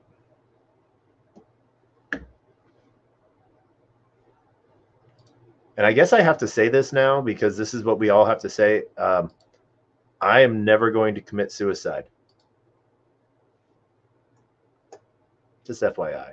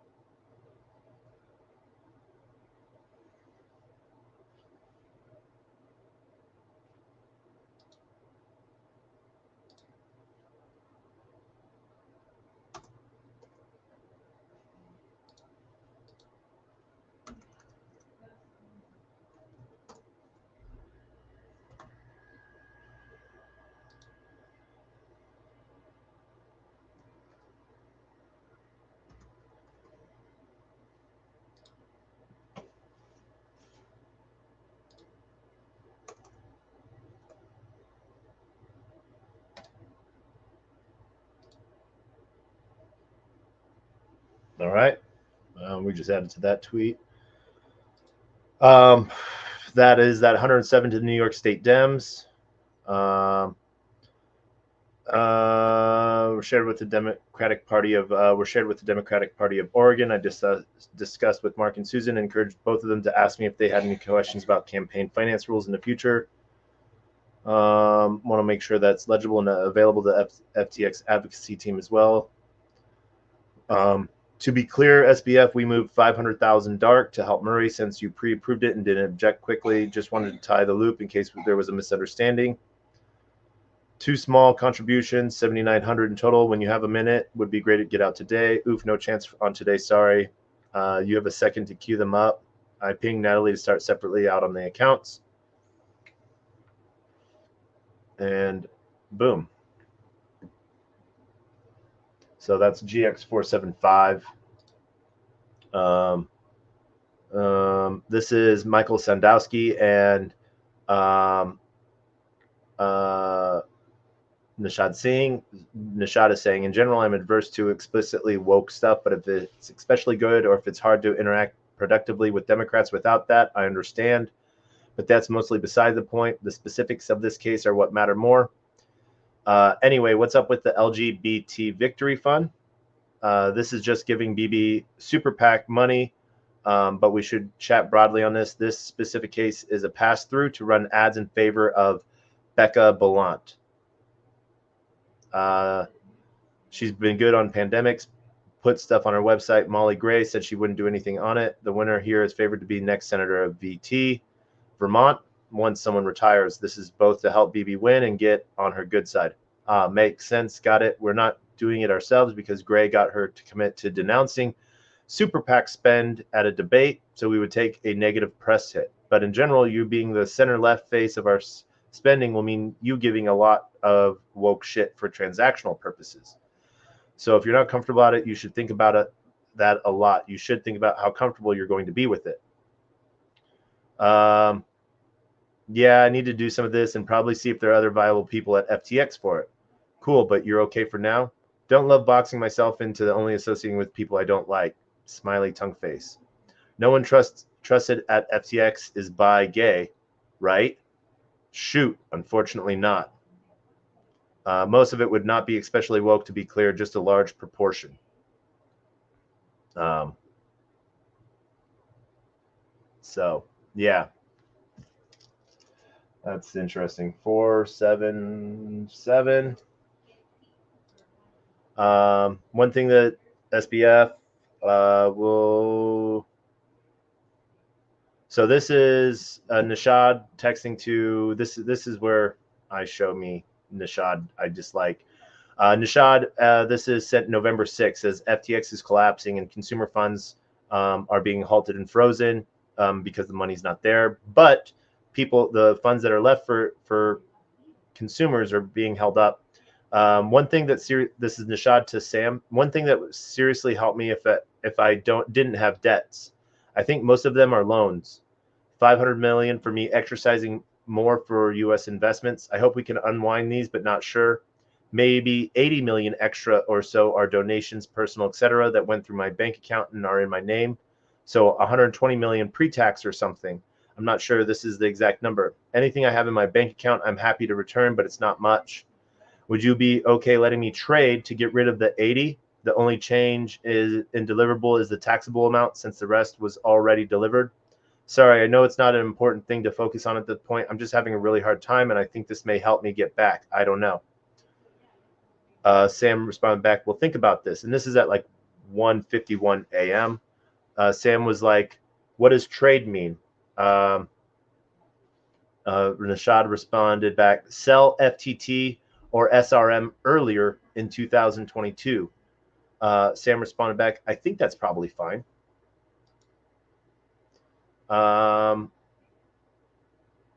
This is trying to remember the saying one that had the old fiat account. If you would give me that list of accounts /USDT, USD, I can find it too.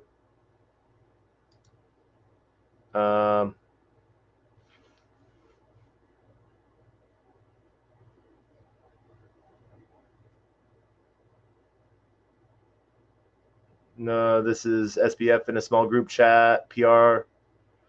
No, it wasn't a time of orchestrating. I think it makes them more likely to want to be here to help save the situation, to others at least, even if you did think that was a good idea. I don't know how you say it.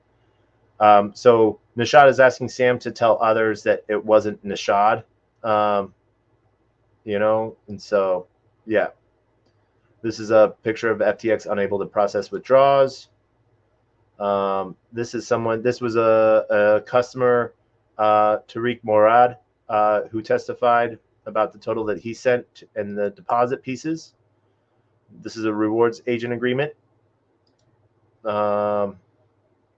This was a letter from SBF to the team about some of the people he got to meet with K5 and Michael Keeves.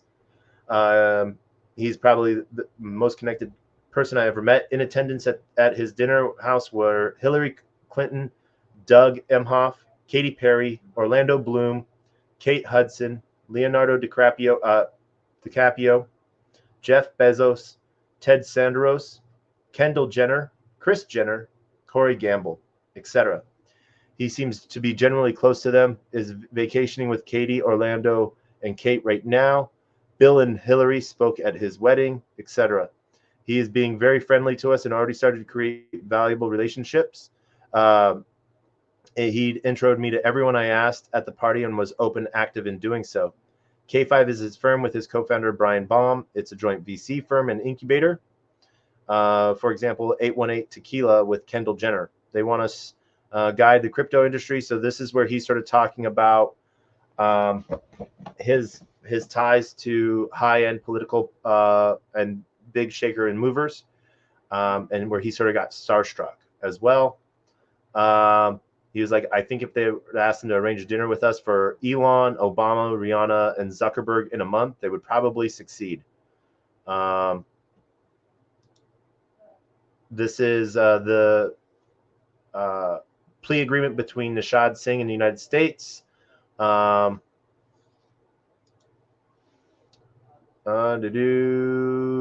forget who that is. I think that's Sam Trabucco. Info at Alameda Research, accounts, transactions. This is a picture of Katy Perry, Sam, Kate Hudson. I'm not sure who these two women are, or the woman that's leaning on Sam.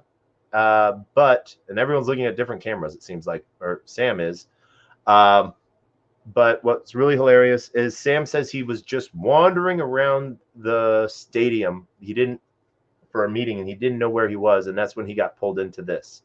So seems like he had just flown in, but seems like he was dressed for football. Just, you know, FTX with a football. Like I don't feel like that's just an accident. FTX Arena, Miami-Dade. All right. And then let's see these documents.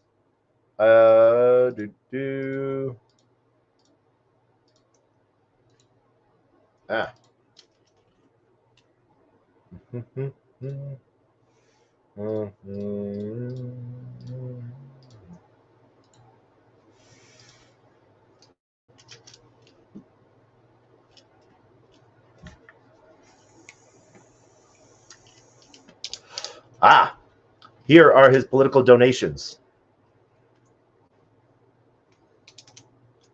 and property descriptions. So yeah, this is something that we're going to need.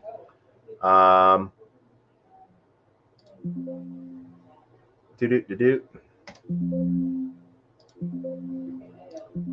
it's still loading.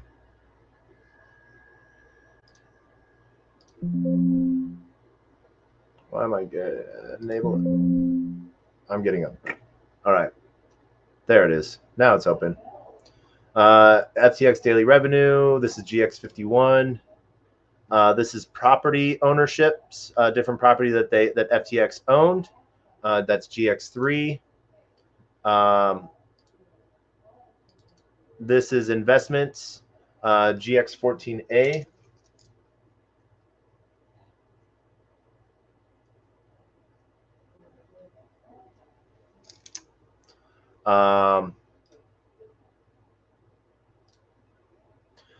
This is continuation of investments, 14B.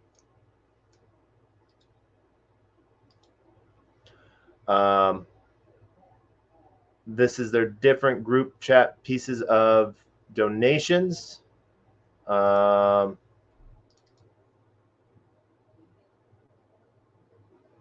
This was employees that were giving donations. So as we can see, this is donations. Some of them were like, you know, Gary at Gmail type of stuff. And then Gwang, Gary W at Gmail, Gwang at Gmail. So you can see here over donations from over 600, 700 employees, 800 employees, 900 employees, 1,000, 1,100 employees,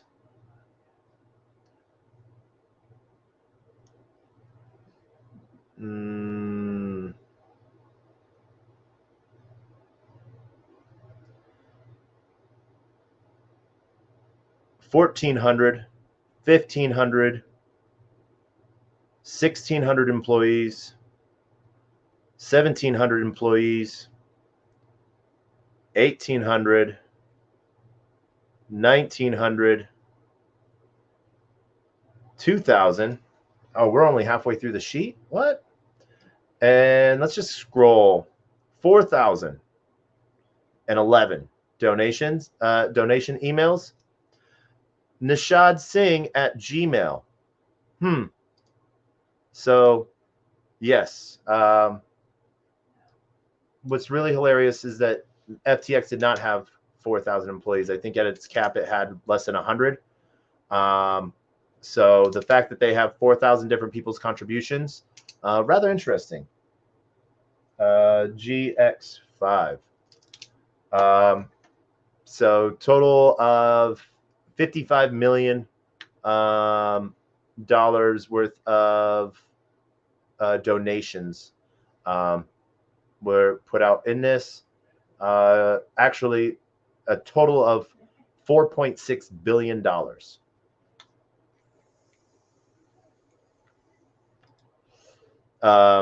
Equity value. Shohei Udonis, Larry David, their token shares, their price impacts, and their vesting schedule for each of those people. Other political donations. This is the recipients as well, how much they got. Let me go see. Let's see if we can. Oh, we got to enable editing. All right. Amount largest 10 million to Joe Bankman as a gift. 10 million to Gap, which is the 10 million donation to protect our future. 10 million to One Nation McConnell. 9 million to protect our nation. House Majority PAC. Let's do a second filter. Let's just do. We'll leave those in place because donation and political donation. Let's see. Gift, Paperbird. Let's get rid of those. Yeah. So, building a stronger future. Majority for Schumer, 5 million. HMP, building a stronger future. Protect our future. Future Now Action. Bug House, majority forward Schumer. Emily List, Patty Murray, Future Now. Gap, C4, Bridge to Democracy. Voter Registration Project, Americans United. The ABIC, American Independent Foundation, SMP. New York SN, Loeb, 500,000. Organizing Empowerment.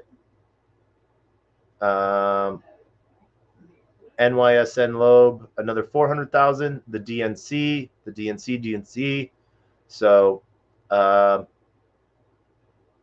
they gave,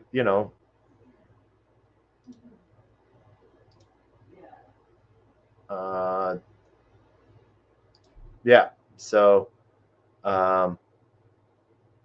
let's sort that. Congressman Axnell, Betty Carble, Lelpak. So we're seeing Alex Padilla, Americans United, Angie Craig.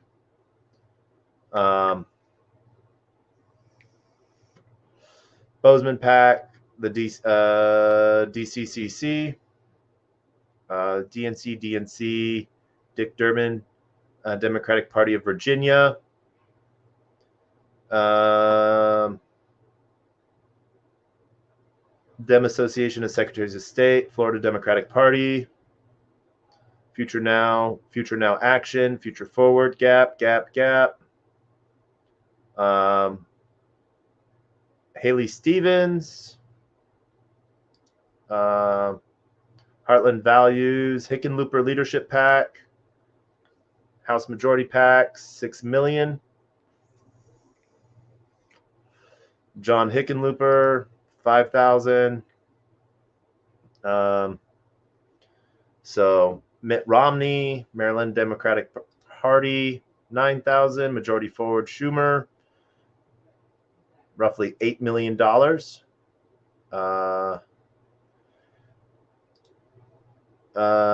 New York State Democratic Committee federal account, 10,000. Yeah.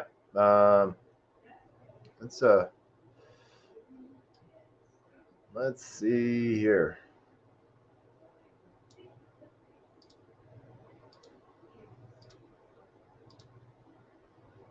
Gift paper. Okay.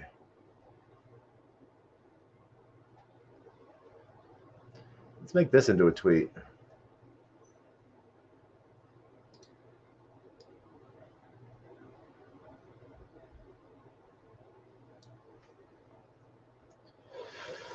Where's that Twitter?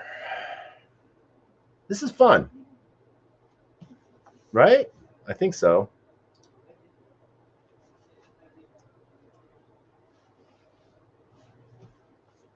Oh, man. That just does not look clean. Oh, well.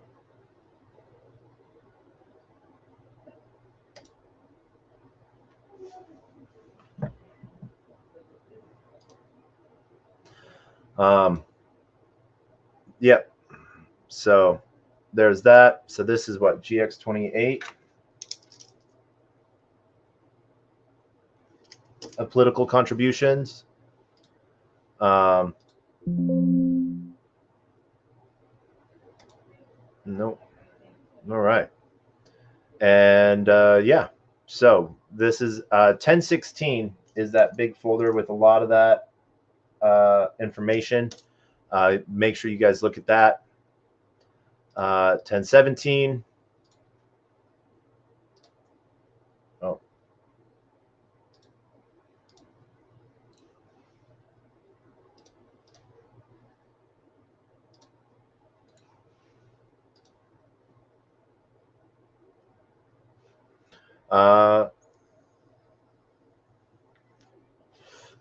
Dinner with the mayor of New York. 287.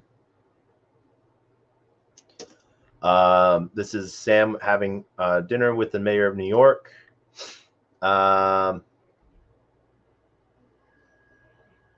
Let's see, Anthony Lewis, Temasek, meeting in the office, head to dinner, we will book. FTX and IEX trading. Upon arrival, please check in with lobby security. Joining Thomas at a Steelers game November 20th.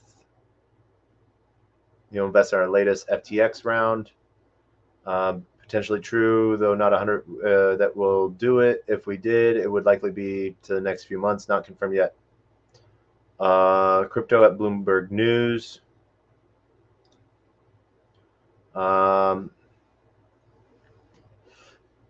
meeting with Salt Fund. Anthony Scaramucci, SBF meeting with the Saudi Minister of Investment, Khalid Al Falah. You'll see KAF a lot for that as well. Al Falah is the Saudi minister that worked, the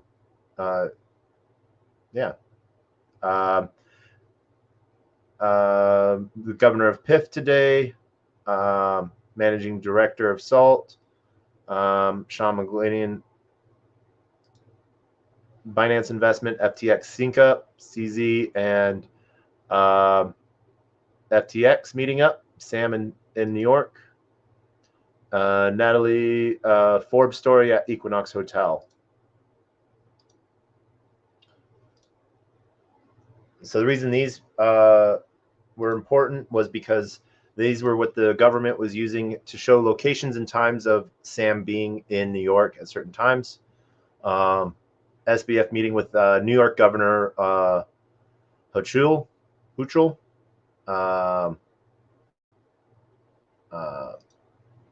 Update meeting with President Clinton. Dinner, New York Hilton Midtown. This is the FBI Cellular Analysis Survey Team, Historical Mobile Device Location Analysis. This is where they were able to meet him or locate Sam during these times. Based off of these meetings, they were able to pinpoint where he was. Outgoing calls as well. They showed location of where he was meeting, and then at the same time showed that his cell phone was pinging so that he was there.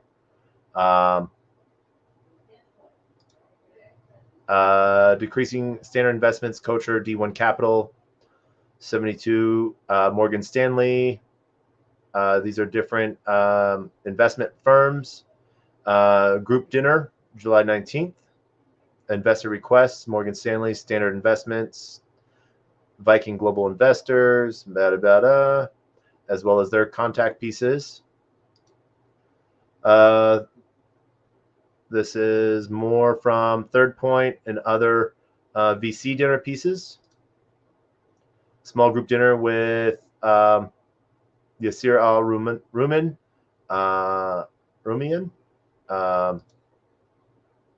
Message. This one was redacted. Happy to. This is from my son Christopher is being engaged as a consultant for an NFT entity that is considering your platform. Grateful if you were to take a call to discuss. My son is copied on this email. Thanks. This is from the Honorable Philip E. Brave Davis, Prime Minister and Minister of Finance. Cable Beach, Nassau, the Bahamas. This is where they give him Sam's number. And yeah, I'm proud to announce Tom Brady will serve as FTX ambassador. And then I think I already went through these. Let me double. Yep, FTX reports. Yep. All right. I did go through these already. These are his dinners with important people, proving he was in New York at these times and where his cell phone was pinging at by the U.S. government.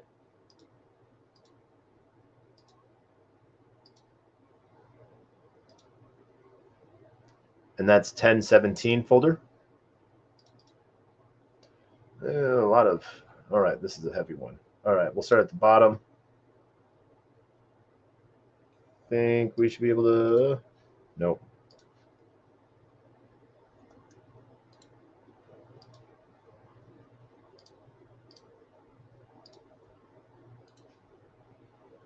No, too many.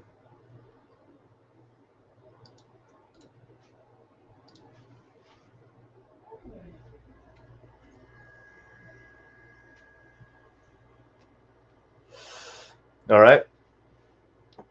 We have to wire. This is their investments in Anthropic. They had $500 million to Anthropic. This is showing. This is the government's financial expert showing the consumer fund movement, user wallets, unique user wallet deposits. FTX sweep wallet then had 100 Bitcoin moved to it. Principal terms between SBF, K5 Global. Account IDs, and this was what was really hilarious is where the allow negative flag was pointed out. But then at the same time, the financial expert made this slide. He was paid over $100,000 to say that BUSD was a Bitcoin stable dollar. And he was talking about US dollar, Bitcoin, USDT, and Ethereum. Just so happens that green Ethereum label there, that's Ethereum Classic. Oh, yeah, Santa Claus. He looked like a midsummer Santa Claus, so that's why I call him Santa Claus. They talked about trading and tracking of USD donations and paying off. In addition to currently, so this is the address and memo for where they paid 1.7 million BNB and 500 million BUSD to UID to address BNB and the BNB address and the membo. So this was when FTX was buying back from what is this? This is 3016. When they were buying back FTX stock from CZ. So Alameda account with allowed negative flag on FTX exchange. Real estate purchases in the Bahamas. Political donations by Nishad Singh. Your 1 million pledge to our operating expenses. Originally, we talked about you wiring one half of it now, one half of it down the road. As far as I know, Sam, you haven't wired anything yet.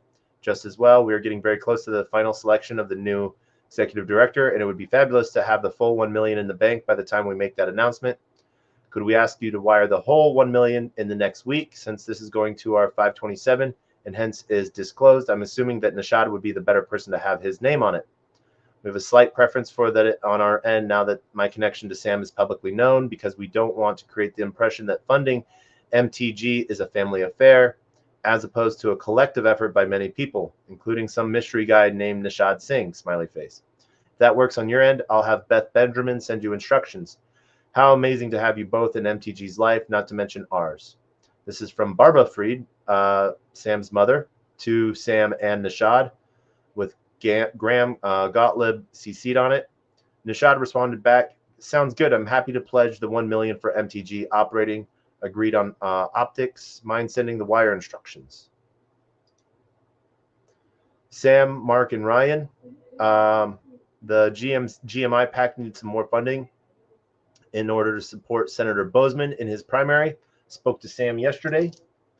And they're how much more? And that's 500K to 1 million. And so that is GX 3009 talking about political donations. I can route more names, more money through my name if we want to do that, or if you feel strongly I can make personal contribution for my funds, just noting it wasn't on the radar.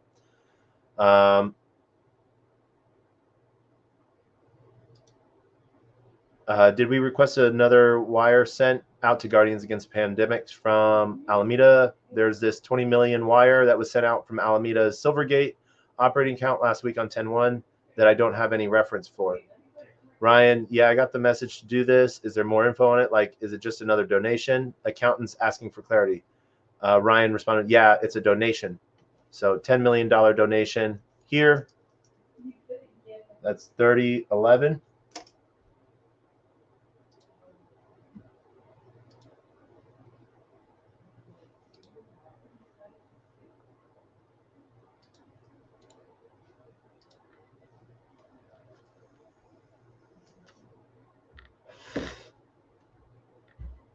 All right. And I just want to take a quick second to shout out to everyone that's still joining us. Shout out to everyone on YouTube, LinkedIn, Twitch, Telegram, Twitter, Rumble, and Kick, as we're going through government documentations of SBF's political donations to anyone and everyone, but how 95% of it was to the Democratic Party, and around 10% total 10 to 20% was to New York as well directly. And this is in light of the U.S. Department of Justice choosing not to move forward with charges on political contributions, and as that might bring out more information on those. This shows exchange ledger activity, bank activity, customer bank accounts. They were showing what a customer depositing fiat onto FTX looked like with the fiat at FTX bookkeeping account. $100 from a customer would go into the bank account. Fiat at FTX bookkeeping would go down $100, and the customer account on FTX would go up $100. So then the bank account and fiat at FTX would zero each other out. That was the purpose of that. This was when Santa Claus was showing what fiat and cryptocurrencies looked like. He was showing euros and yen and American dollars and pounds.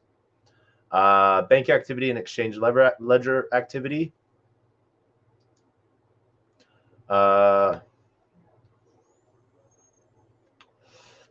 Investment in Skybridge Capital, Anthony Scaramucci's piece. FTX Ventures, parties, FTX invests $100 million in Dave, companies from strategic partnership. Alameda Research. So this shows directly via Alameda Research Silvergate, 4 wires, $16 million from SBF to Majority Forward and One Nation. This also shows 7 wires totaling $46 million to SBF to different political contributions. So actually, I'm going to make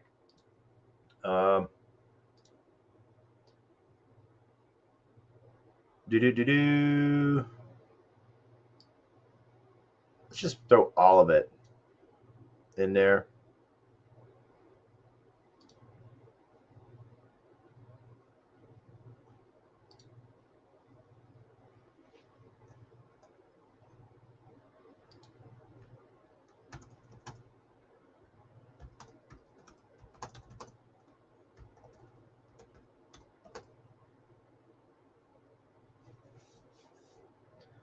Governments.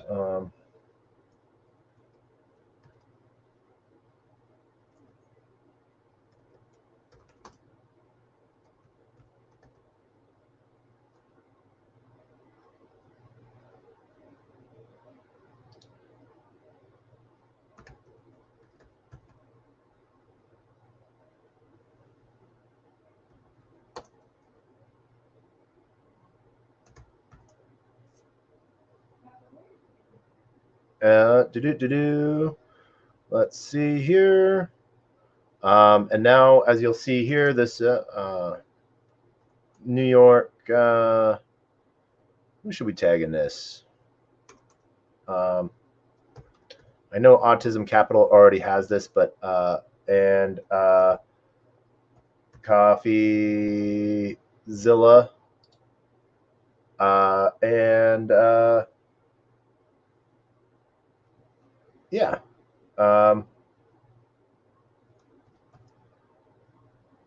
Let's see.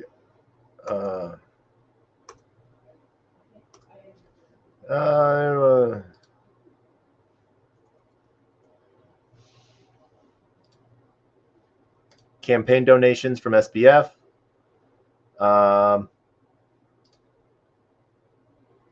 Let's see here.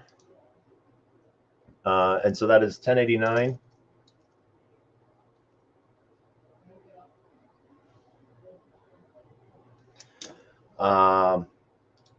Followed by Nishad Singh, him wiring 3.3 million to the LGBTQ Victory Fund, Senate Majority PAC, Iowa Democratic Party, and the Senate Majority PAC. One of the things that they did release, and we saw this in other TAC, that the LGBTQ Victory Fund, Nishad said, was not actually for the LGBTQIA community, that it was a fund set up to do other things. One of the things that we saw then was that they possibly got a refund, back-end refund from the LGBTQ Victory Fund Several months later, they got 90% back. That did not go back to FTX Digital Markets or Silvergate.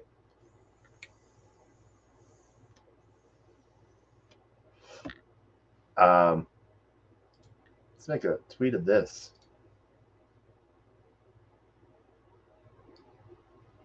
Nope, I want a better.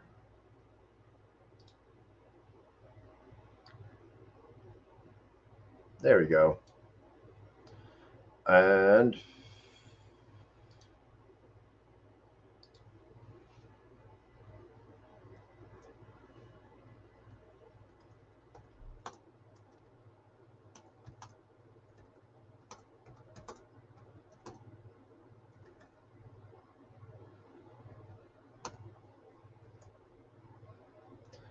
oh my gosh, New York Southern District.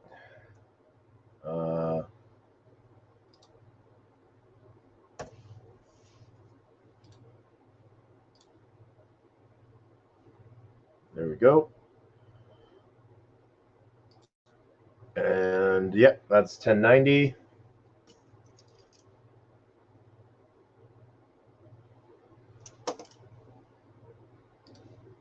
Amount of customer deposits held in Alameda Research and FTX Bank was far less than what was owed to customers on FTX.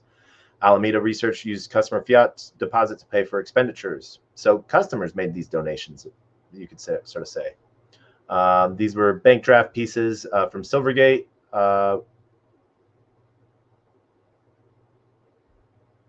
Customer deposits and wires. This is Shaq, SBF. Oh my gosh, I forget who these three people are. I know them. Sam Trabucco, I think. And I forget who these two guys are. And let's see here. Oof, where do we get? We are, all right. 1088. We are going through some big documents here. I want to thank everyone for joining us.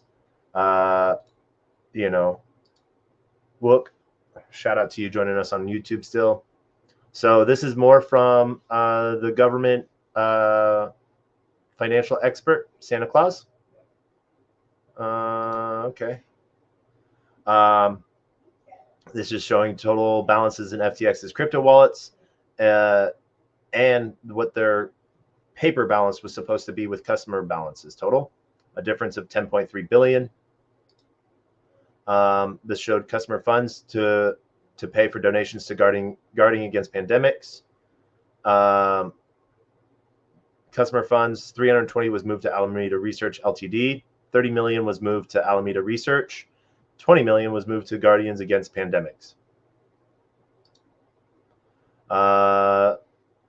This is political donations from Ryan Salam. Let's see here. Used for political contributions to One Nation, American Prosperity, American Dream, American Action Network, Senate Lead Fund, Congressional Leadership, Stand for New York Committee, GMI PAC, Republican Governors Association, Heartland Resurgence Action, Log Cabin Republicans, Faithful and Strong Policies, U.S. Right to Know, New York Republican State Committee, Team McConnell, Take Back the House, Common Sense, North Carolina, GOP Winning Women, Reclaim America, Funds for America's Future, Dakota PAC, Joni, Defender Guns, Cass, Hawkeye, Denali, American Dream, Results for North Carolina, View PAC, Defending Main Street, Super PAC. All right. So we're going to add this to that tweet thread. And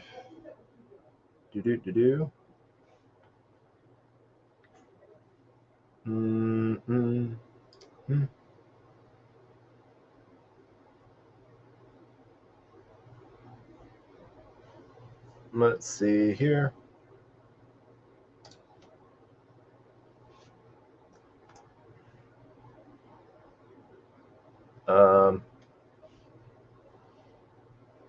No, that is not what I wanted. I wanted this.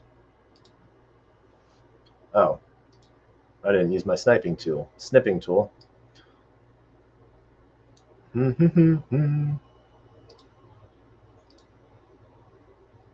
Let's resnip.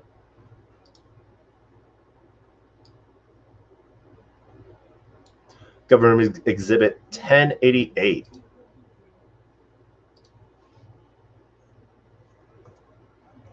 Oh.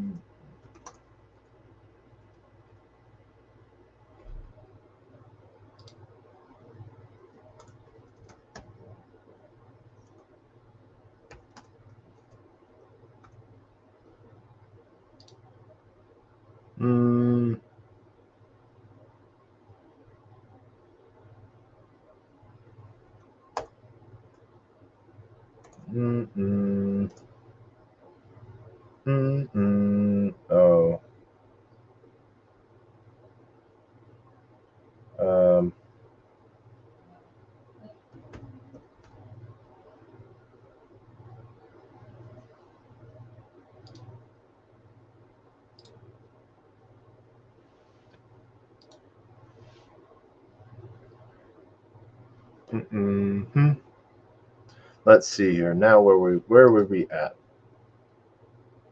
There we are. So that's 1088.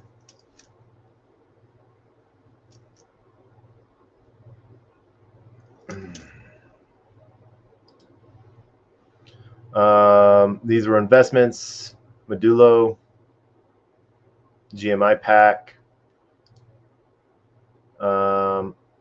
This was his sort of showing what different colors meant. FTX Foundation for grants, Anthropic, the money flow, FTX fiat liability, 11.3 billion. Customer funds, investments, charitable purchase of properties. All right.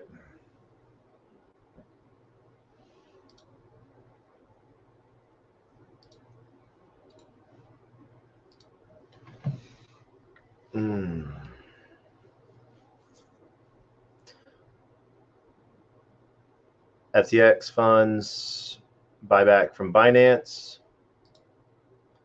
Robinhood, when they bought Robinhood using customer funds, paid with other funds, repaying loans. Investor funds transferred from FTX to Alameda.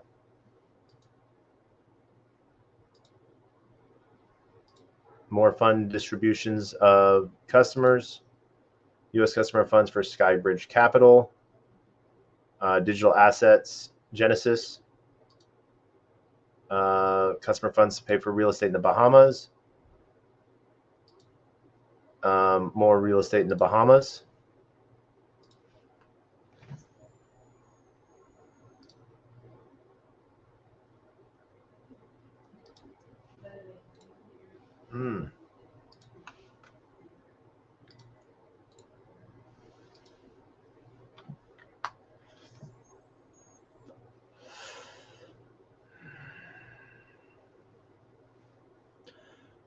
Abra, Maple, and Anchorage.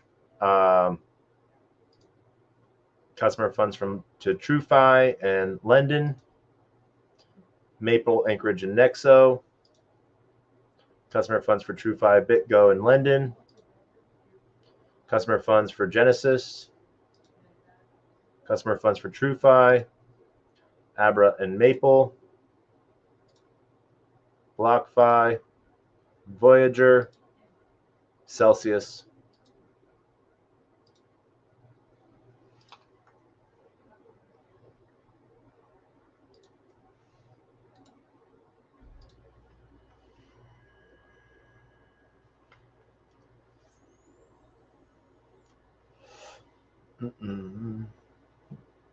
Borrowing from third-party lenders, they were at 15.4 billion.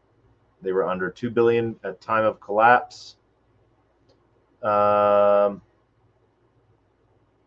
This was government exhibit. A lot of stuff was redacted. A lot of the images were redacted. Where they took loan repayments, borrowing from third-party lenders. Terra Luna collapse. You know what they forget here. This was Terra Luna collapse, and then this drop was the Nomad bridge hack. I remember that. I remember both. Total funds of spot margin program. There was this time right here, April 2022. FTX was in the clear. Right there. They were good. They could have, but they doubled down. Yeah. Spot margin program. FTX showing that 9 billion to the 8 billion difference. Balance on FTX. Size of customer fiat liability over time. Subcommittee of Committee on Agriculture. This is when Sam testified before the ag. Research, FTX allowed negative enabled. Once again, using Ethereum Classic, but it doesn't take away from the report.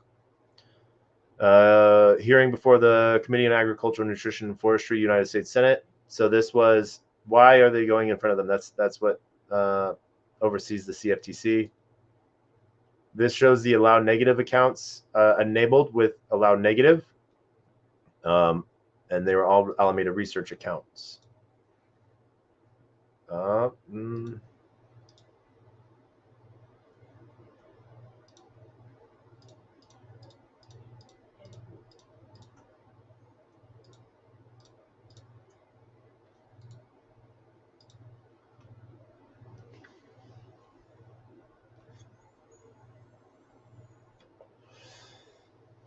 Crypto Bit Lord doing some this was Sam giving insight over government oversight, testimony as SBF,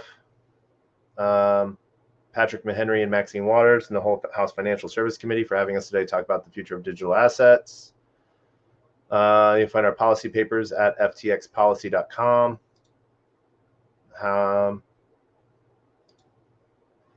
Kelsey Piper, Vox's Future Perfect. Kelsey Tuak. John Bozeman. This seems to merge their VC operations. FTX has been doing more venture recently, and I guess maybe Alameda has been doing less. As promised on crypto regulation, at a high level, we need regulatory oversight. Based carbon,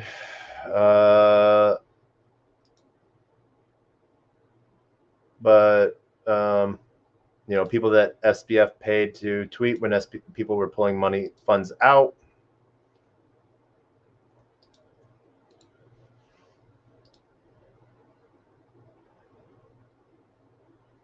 Shaq partnering with FTX. Kelsey Tuak.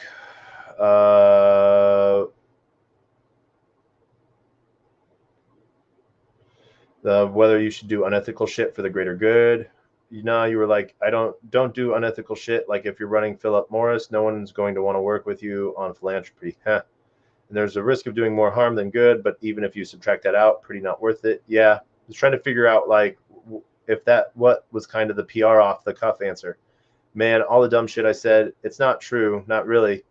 Yeah, I thought it might not be. Everyone goes around pretending that perception reflects reality. It doesn't. Some of this decade's greatest heroes will never be known, and some of its most beloved people are basically shams.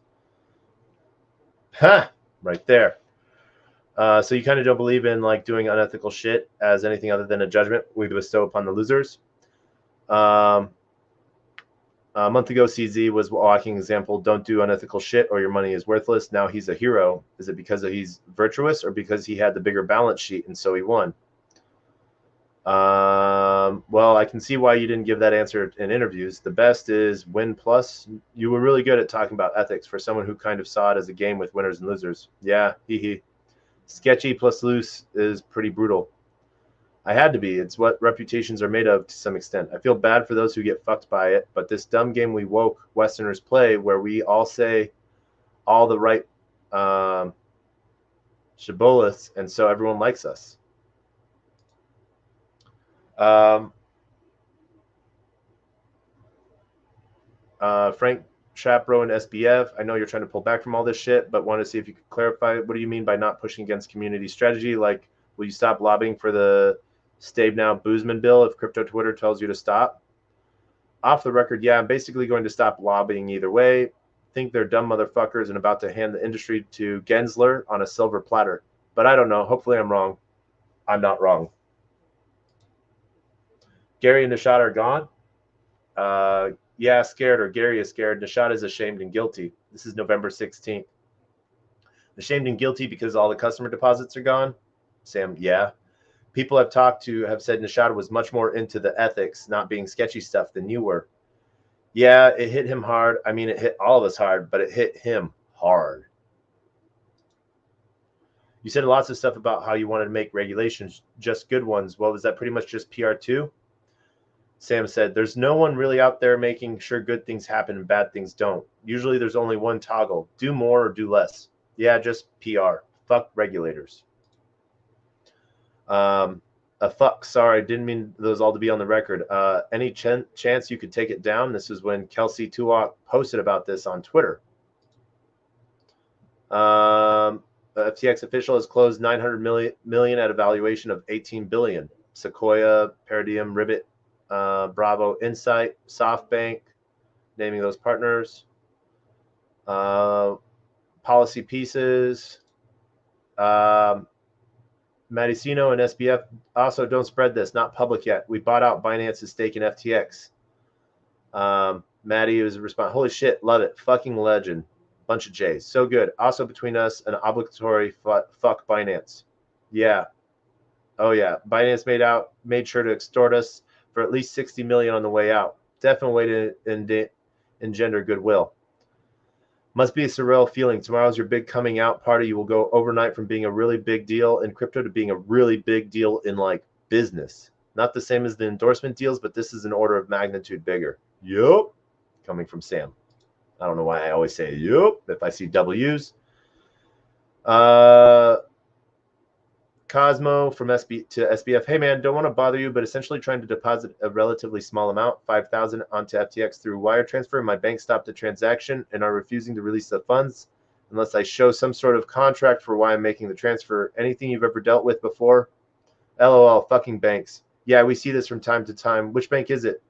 Bancor, Popular Dominican Republic. Got it. Don't have any memories of that one in particular. I just turned 18 and started using banks, and honestly, they're such a joke, even the modern ones in Sweden. Sam asking about what would be helpful here. A letter of FTX saying that this is a deposit into account on the exchange that you control. Also, what currency was it? I believe USD. Let me double check. KK, was it sent to Silvergate or Deltec? Silvergate. Yep, cool. I think letter should work. If you want to draft up a letter saying something like insert name here, sending to bank details here. I, in order to transact the wire transfer, will credit an account controlled by on our trading platform name, has successfully gone through our AML KYC process, and we're comfortable accepting the wire. I could get it signed. Yeah, please. Let me get my account ID. Actually, not sure what ID to get, but email is Cristo Cabrare at Proton Mail for the FTX account. Full KYC'd and all that jazz. Affiliate ID, only ID I can find. What name is your bank account in? Histro Ivano Kornov. Just emailed you something. See if that works. Hopefully that works. Going to forward it to the bank. So, Cristio Cabaret is using a bank account with Histro Ivano Korov in it. Genesis Matt Balancewag with SBF. What a good partner Alameda has been to Genesis. Paying back loans. Yeah, definitely want to chat. Hit me up. And then there's Matt's number. Teamed up, Shaq saying he teamed up with FTX.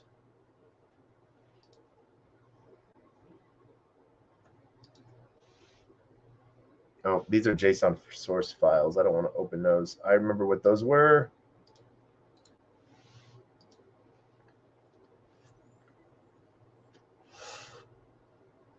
Download Sam's testimony from the Sam and Mark. The GMI pack needs some more funding in order to support Senator Bozeman in his primary. How much is some more money? 500K to $1 million. So I hadn't planned on giving more of my personal capital to GMI with Michelle's campaign. Run likely needing substantial capital on my $2 million contribution to GMI already. I can route more funds through my name if we want to do that. Already the $9 million. Senate Ag Committee. Hey, we'll get the $1 million to MTG shortly. We'll probably land Monday afternoon, evening. Do you happen to have instructions for how to send the $350K to the C4 or LLC? Nishad and Sam, this is from Beth. Many thanks for your amazing support. Your one operating. Originally, we talked about wiring one half now. We're all getting close to the final section. That's from Barb.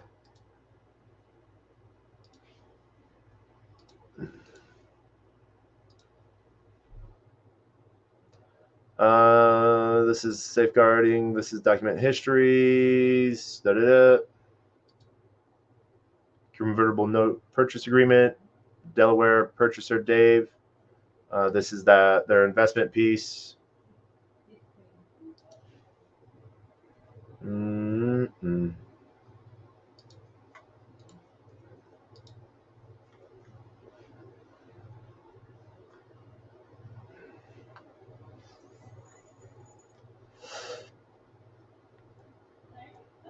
Purchase price, share transfers of different purchases, Silvergate, due diligence questionnaire for traders, conversation piece, payments. I got this message, join the channel for wire sendings,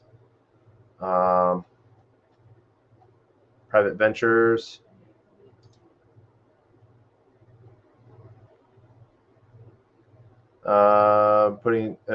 we should be able to send over the funds to the same Signet address above. Signet account number. We need to move. We can transfer at least 100 million. Can split it into two if easier. Goldman Investments Ltd, formerly Alameda Research Investments.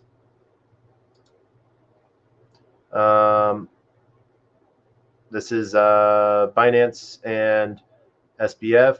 None of the BNB. Hi, Sam. We can transfer amount from your account to the receiving account. Please kindly authorize us with your account number. Unauthorized transfer amount. We will solving that. Thanks, Brooke. All of the FTT. None of the BNB. It's in Binance account email. Evergreen Northern Enterprise. Waiting you guys figuring out how to let it be withdrawn. So I assume another Binance account. We have initiated transfers of 703 million BUSD, at which process Binance, and the rest is still pending. You guys deciding to accept delivery or what? The rest of the BUSD transfers are pending. How to let us send more. Please transfer. In addition, currently BNB. Here's your BNB address. Both the scan and the hard copy of the necessary notice are to us in the next hour. K5 Global payment confirmations. 300 million. Delaware First State. This is them making Clifton Bay Investments. Skybridge Investments. BVI Company, Trinity Chambers Road, act without a meeting, conferred, change of name from Alameda Research to Goodman Investments, certificate of name change, Alameda Ventures, incorporated in the Seychelles, private venture conversations, green light, ideally, let's do a test wire to make sure their instructions work. We have to wire 500 million to Anthropic. All right. We are getting, let's see, what is this last one? Summary of principal terms between SBF and K5 Global.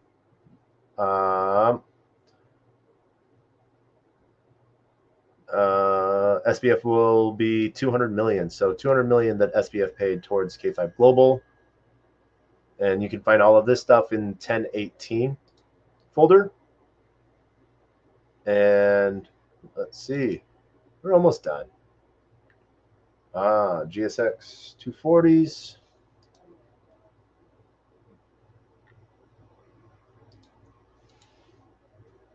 No, too many.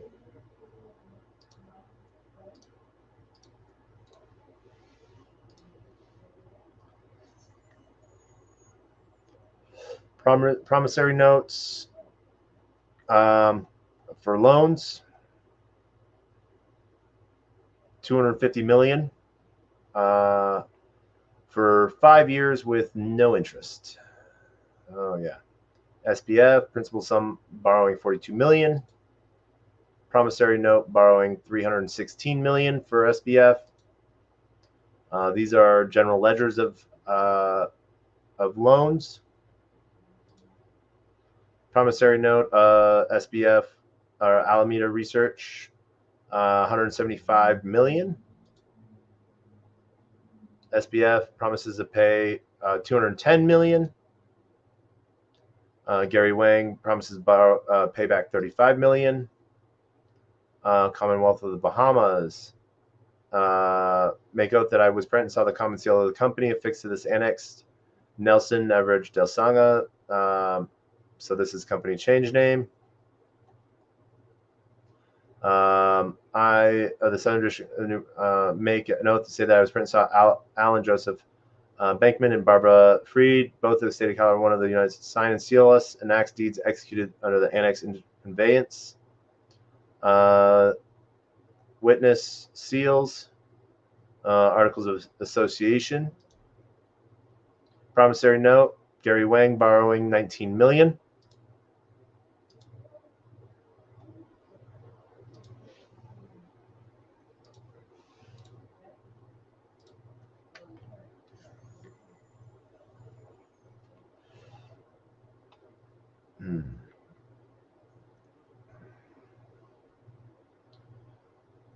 Promissory note, SBF borrowing 500,000. SBF stating that they have enough to cover all client holdings. May 13th, FTX terms of services. Promissory note for 136 million. SBF borrowed from Alameda Research.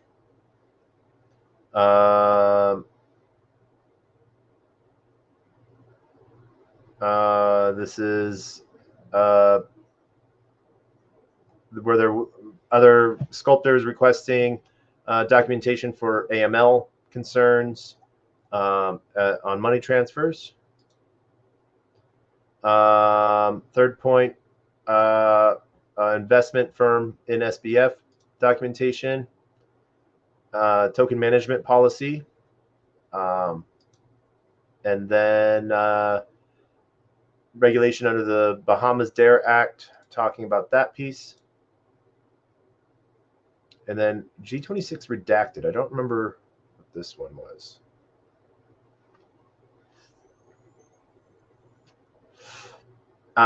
Emails for counterparties, IDs, and OTC deals, fees, counterparty loans. All right. I remember that. Purpose, borrowers, Ledger X, ostracized actions. Let's see here.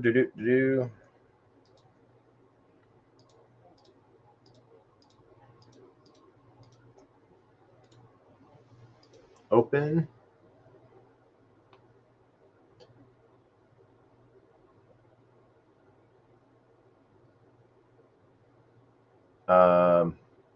Business day for agreements.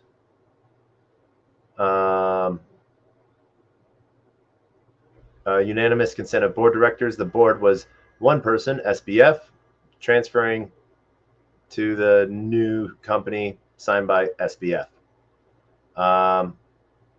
Revenue shares for advisory board meeting, SBF to SBF data. Private venture conversations. Please note that one was sent prior to this larger sum to make sure the name matches. Hence, remaining is here. So as you can see, 500 million. $1 was sent. Modulo Capital. They were looking at buying Modulo. Calendar for 930 PT. Dollar terms, this is the largest drop in crypto market history, a bigger hit than the retracement in late April, though it remains a lower percentage decrease than March 2022. This is a detailed paper on it. We have on a call.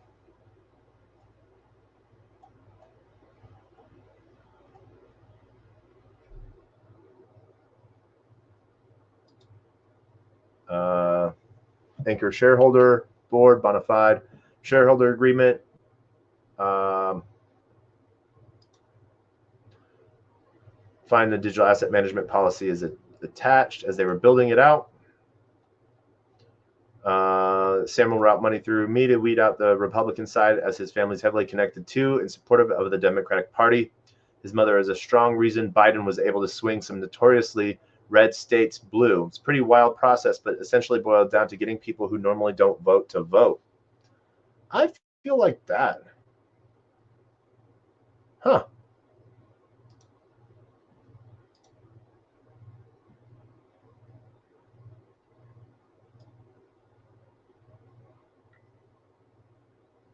Sam wants to donate to both the Democratic and the U.S., but cause the world's frankly lost its mind. If you donate to a Democrat, no Republicans will speak to you. And if you donate to a Republican, then no Democrats will speak to you.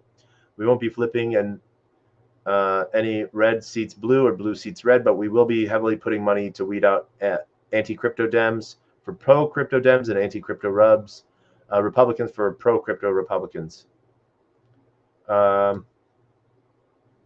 So, but it's pretty interesting here that, you know, state that, who knew that, let's see here.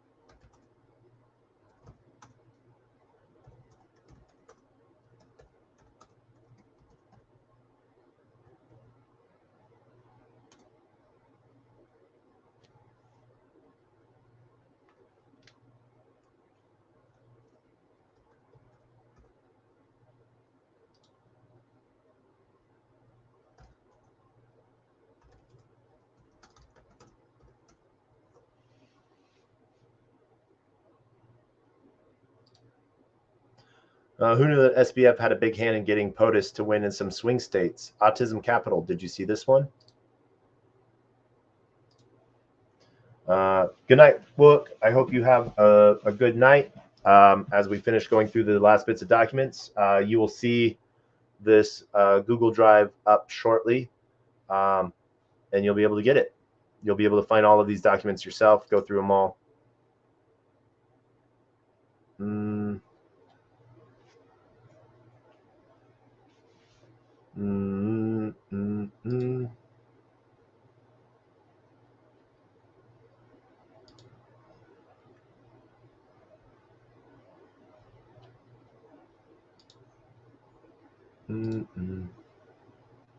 All right.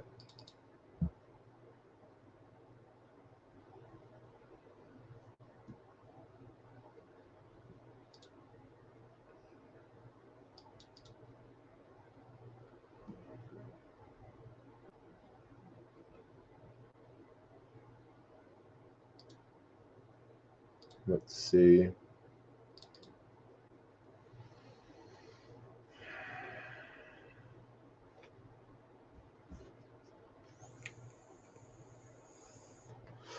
Cumulative daily volume trades, Blockfolio.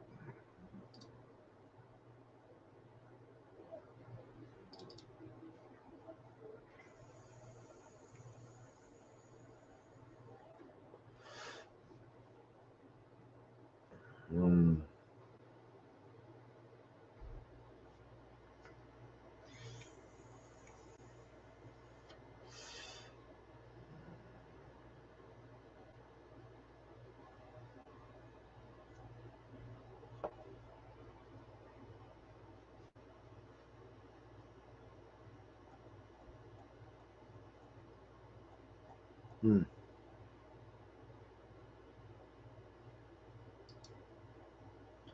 keeping that one open. 10:30.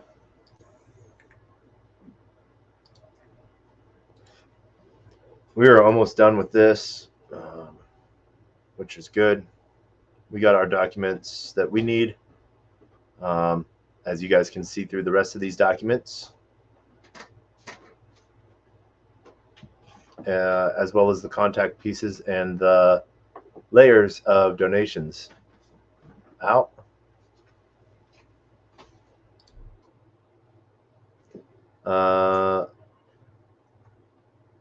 Where Sam is saying Alameda is not a trader on the FTX, doesn't have special access. Core of crypto, economic freedom. Tweets. Sam talking about his political ambitions. Safety comes first. Hong Kong crypto, if only had come last year. Sam sleeping on a plane, flying from the Bahamas to looks like New York. On Oxy Maps, haven't really bought that much. Maps, we bought 2 million tokens. OKY, we've bought, LXY, we bought 2 points. So that's like 400K of each. Guessing we should TWAP longer, 1-2 million of each over the next day or two. Yep, that sounds good. TWAP is trading with average price, if I remember right. TMAP is trading moving average price. I forget what TWAP stands for. TWAP? Time weighted average for my CXO. I love support staff. They come in handy. All right, as you can see, most of these other documents are just tweet pieces and redacted articles, because the government was actually just trying to get him to say certain things, like, you know, did he spend an hour or so with someone, and then he's like, no, I think I spent like maybe 30 minutes, and then like they would show I spent like 30 minutes with them, and then the title of his I spent 11 hours. So this was one redacted document that we did get to see. This was excerpts. This is Sam while things are falling apart on 12/25 December, where he was trying to get his shares of Robinhood moved to just him, as well. So this is where with Zeke is actually a pretty good dude. I like him. Where Sam said he was like 11, you know, he spent like 30 minutes, and then the government's like, well, this says that he spent 11 hours with you. Oh, well, maybe, I don't know, you know, it was those type of things. So yeah, there are those pieces. And this last one, testimony, FTX, May 12th in front of at the US CFTC meeting. All right. And our last folder, 1031.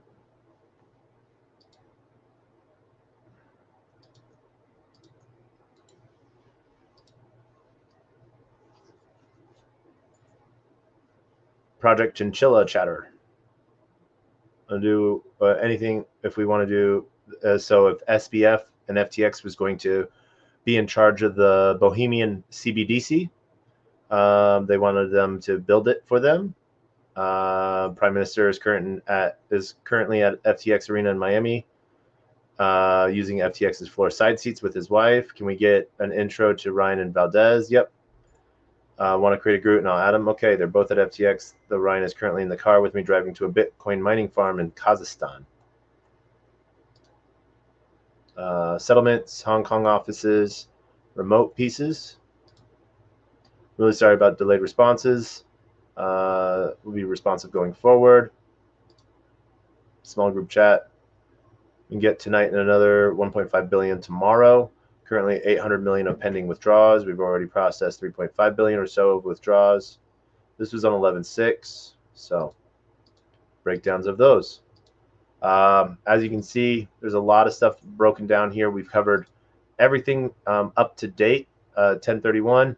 As we update our access to and get our hands on more court documents, we hope that you appreciate those.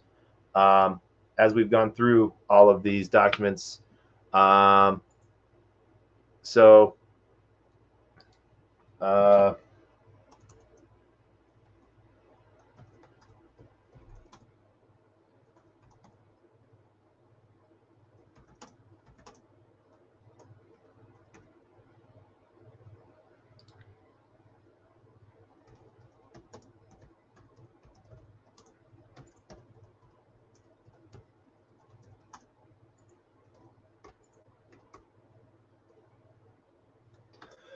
last updated this 12/8/23. So there are new documents from the courts that I will get. But as you can see here, these are the main document pieces. As I update this Google folder that everyone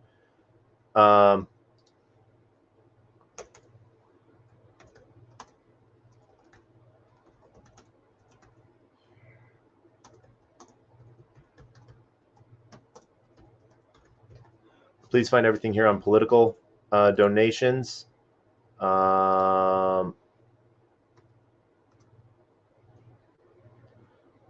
Focusing on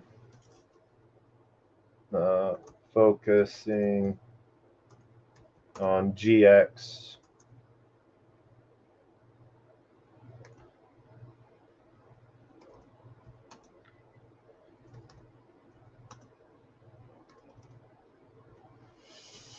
$5, $28, $287, $10.90, $10.88,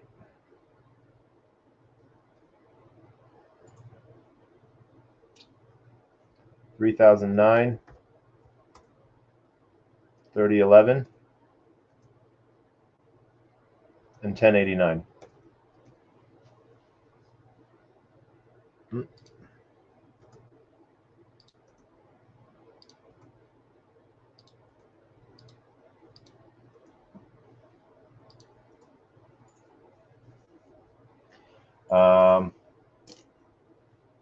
And 3016. So I hope that this helps give any information that you guys might have, and that you guys might have any questions.